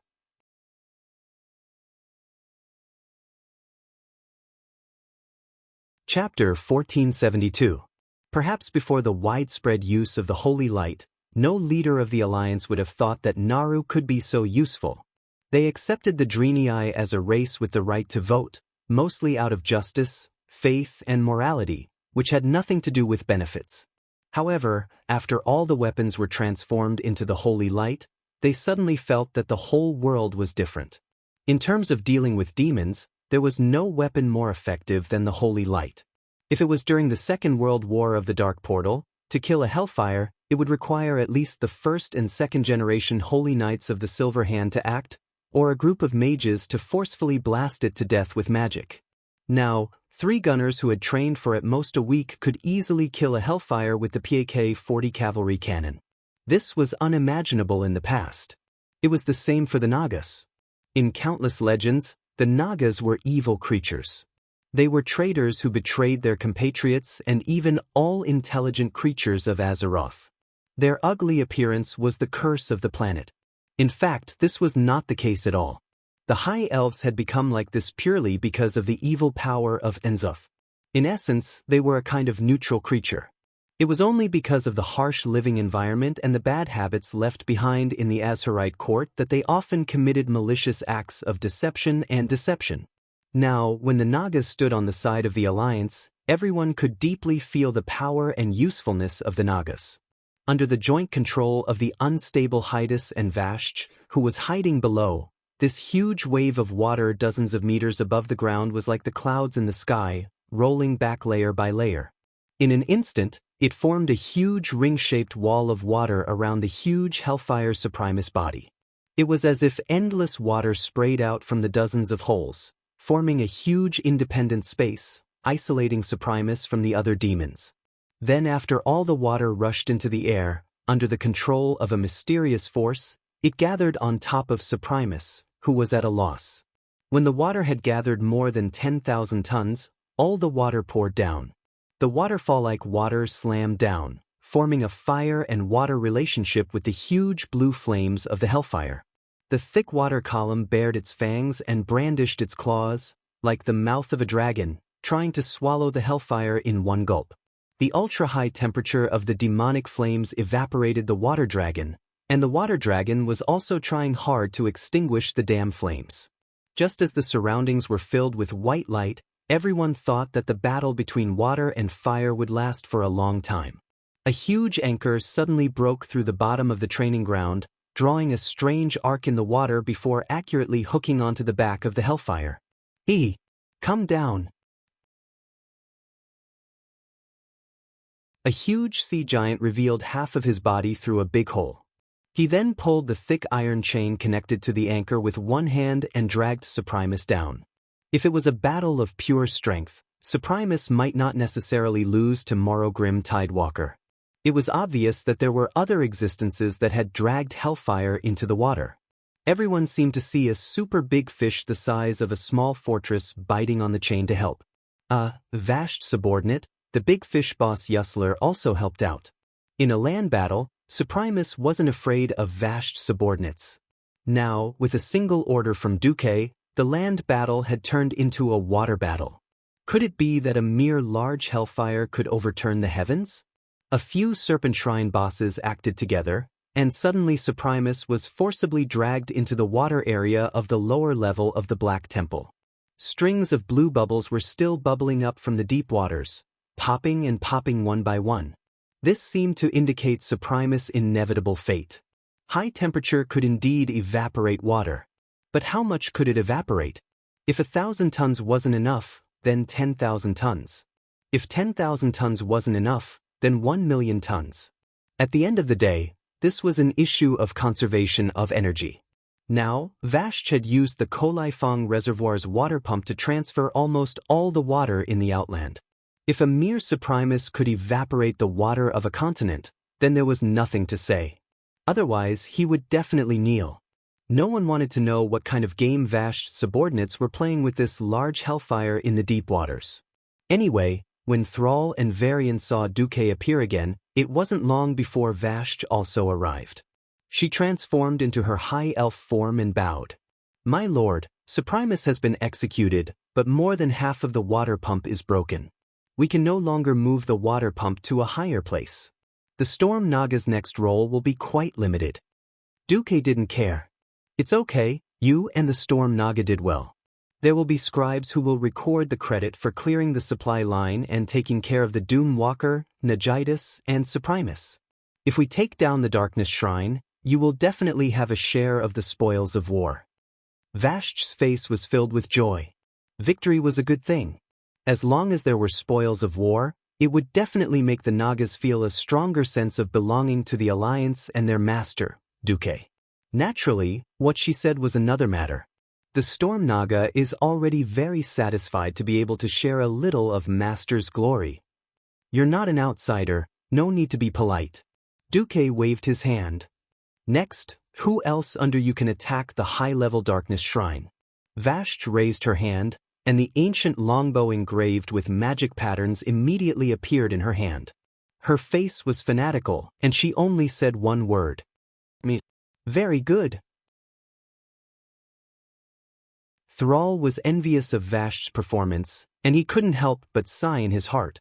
Indeed, there was no harm without comparison. It was not easy to take in the Goran tribe, but deep down, Gruul was extremely arrogant. Not to mention the Goran tribe, even the Forsaken and the Goblins gave Thrall a feeling of being united on the surface. Unlike the Karaji insect people and the Storm Naga, they were like loyal dogs from the start, and they did not even have the right to vote. In politics, they were absolutely consistent with the leader of the alliance. In the past, the Great Chieftain had the final say in the tribe, and everything was decided by the Great Chieftain. The alliance was more like a rookie alliance, and they were a bunch of hindrances. Now, the alliance was like the Horde, and the Horde was like the alliance. Under Duque's command, the various kings and leaders of the alliance performed their respective duties and operated efficiently. On the contrary, the Horde had all kinds of contradictions. If it were not for the Burning Legion and the Calamity Legion, the Horde might have fallen apart on its own. Shaking his head and dispelling those bad thoughts from his mind, Thrall looked at the situation in front of him. After Suprimus was dragged to the lower level and killed, the flood quickly receded. Apart from the water stains and holes on the ground, it was impossible to imagine that the flood had just swept through this place that felt more like a mountainside. The road ahead had been cleared.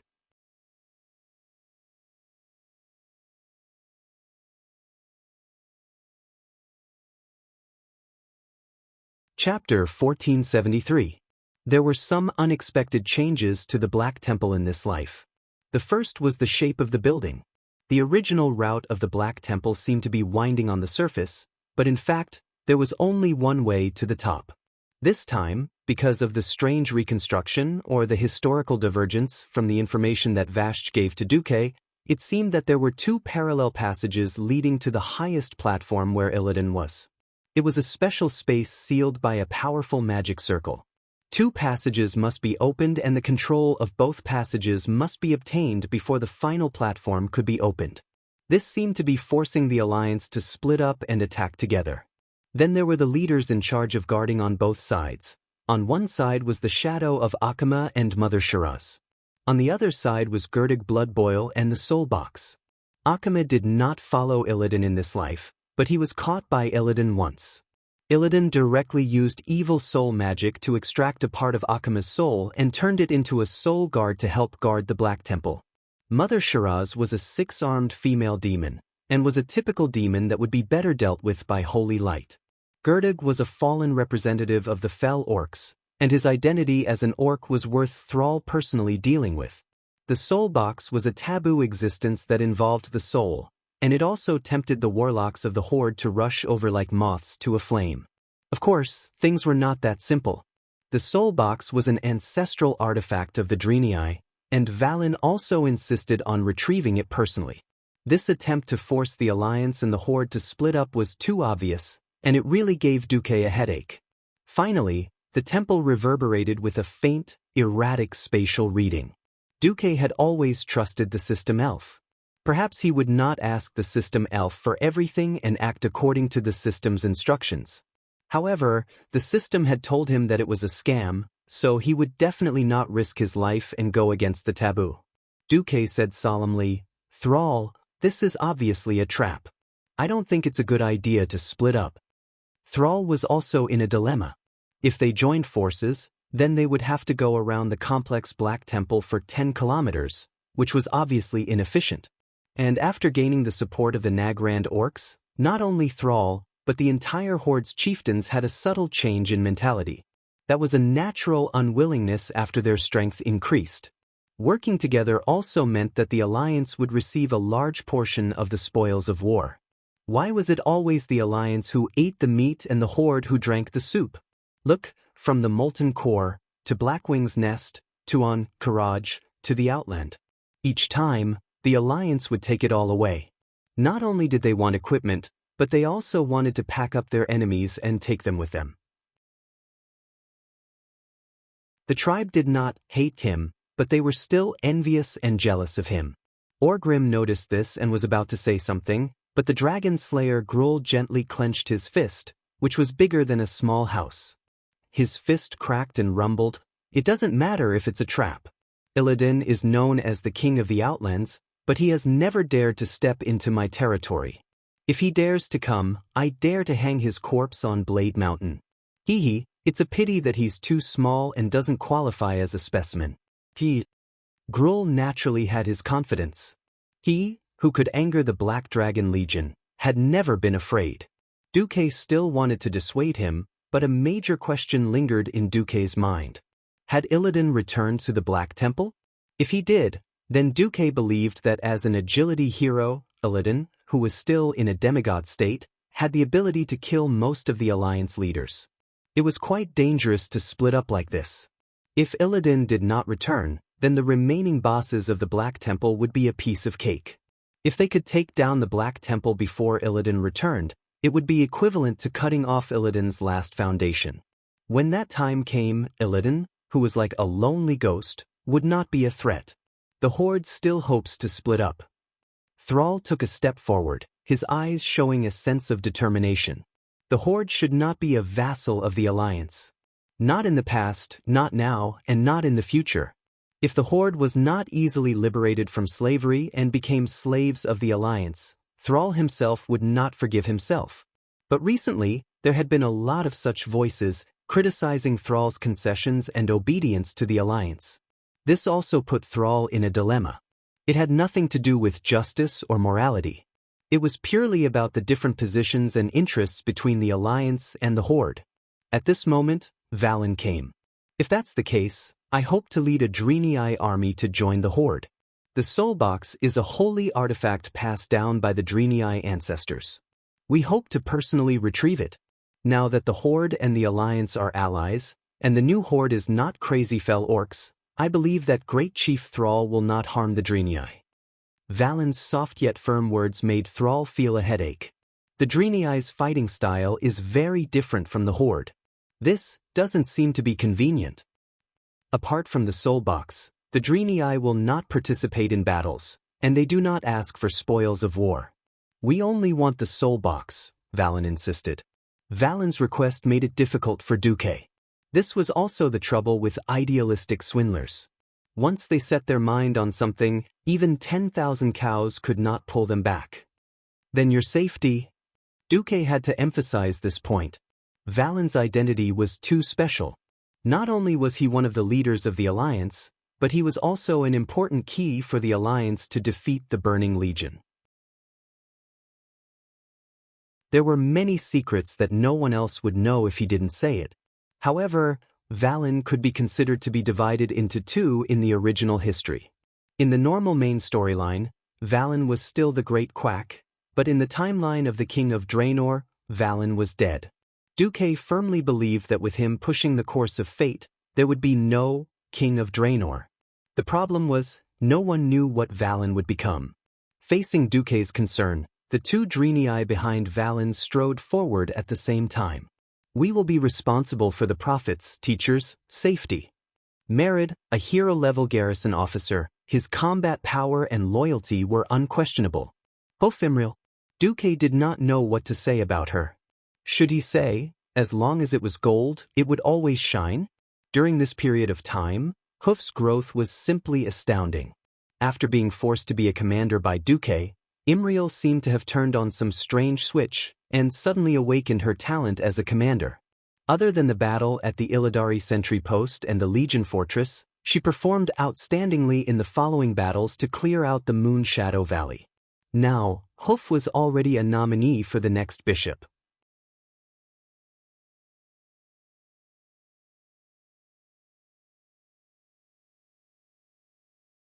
Chapter 1474. The Draenei were similar to the Night Elves in that they had a dictatorship. In the entire race, the power was concentrated in the hands of the archbishop and the bishop. For Hoof to be able to become a bishop candidate, it was already a sign of ascension. In any normal race or country, this would be an incredible thing, because Imriel was too young and lacked experience. Unfortunately, the Draenei had been hunted for 25,000 years. It was not easy for them to sneak into Draenor to recover their strength. Then Jaden instigated Nazul to launch the orcs, and once again, the Draenei were almost annihilated. Now, the Deity did not even have many soldiers, let alone talented people. Most of them were civilians who were malnourished not long ago. Not to mention education, they could not even hold a weapon. Imriel's ascension was a little like picking the tall ones out of the short ones. On the other hand, it was because Imriel was in the right place. Don't forget, even if Imriel was just an apprentice of Karaber, her teacher was Valen. The god race had never cared about bloodline, only about teacher. With this relationship, as well as a good battle record, Imriel was able to get along well with the major races of the Alliance, and of course, more importantly, she was a talent that the Alliance's commander, Duke Marcus, valued. Although the Alliance's reliance on holy light weapons was quite high, on the contrary, the Deityi's reliance on the Alliance's daily necessities was even heavier. The Deity urgently needed a bridge to smoothly communicate with the Alliance, and obviously, Imriel was quite suitable. Regardless of the motive, Imriel's promotion was inevitable. The current hoof was no longer the novice apprentice who wore rough leather pants, a white shirt that revealed the back, and held a broken axe when Duque first met her. The Burning Legion's demons had destroyed and swept through countless worlds, and their equipment was also the best. Darkness and light were mutually exclusive, and when the demon's equipment was purified, it would become the sharpest holy weapon. At this time, Hoof was wearing a set of light purple patterned plate armor. Whether it was the middle of the gauntlets, the middle of the leggings, or the center of the breastplate, there was a magic stone the size of an egg. The faint holy light energy that flowed out was enough to shock any demon below the level of a lord. It was a short warhammer with a hexagonal edge. It was full of holes that had been repaired after many battles. It was an epic-ranked small round shield. One could even see the marks left by the Hellhound's horns, the marks left by the Demon Guard's axe, and the marks left by the Apocalypse Guard's greatsword. Duque sighed softly. It had only been a few months, but the young and inexperienced Hoof had already grown up. Imriel had changed a lot. The only thing that did not change was the exaggerated curve of her buttocks and the standard S-shaped bend of her legs. Noticing that Duque's gaze was on her perky buttocks, she blushed slightly and shifted her body so that she was facing Duque. Now she knew that the little advance party mage Mark Dooku, who had been with her before, was actually a substitute for the leader of the Alliance. He really couldn't tell anyone about this strange feeling. After that, he didn't have the chance to talk to Duque about it. No matter what, this was a strange fate and a very special experience. But now, she had to express her will in a businesslike manner, just like Merritt. Duque looked at Imriel, the heroine who was supposed to be the leader of the Deity in history, and then at the old shaman Valen.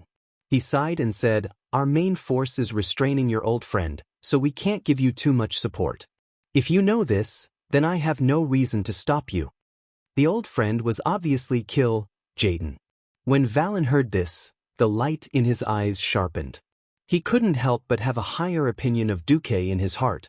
For 25,000 years, the Deity had attached themselves to many forces and asked for help from many powerful beings. There was even a force that successfully resisted the Burning Legion, but in the end, that force was destroyed by Jaden's conspiracy.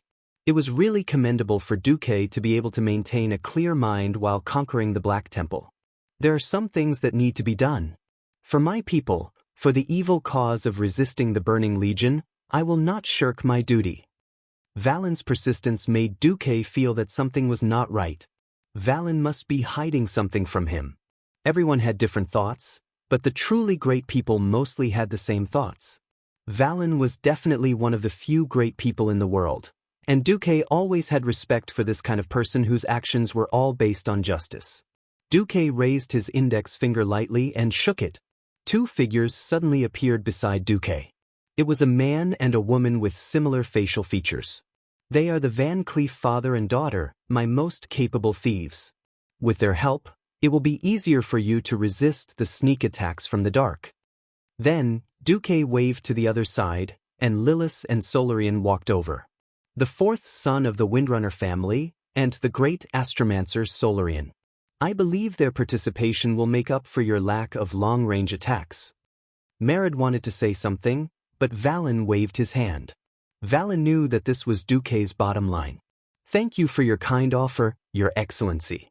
The Deity I have accepted it. I hope that we can successfully retrieve our divine soul box this time. I hope so. May the holy light guide the people of the world. Valen softly uttered a blessing that sounded like a charlatan.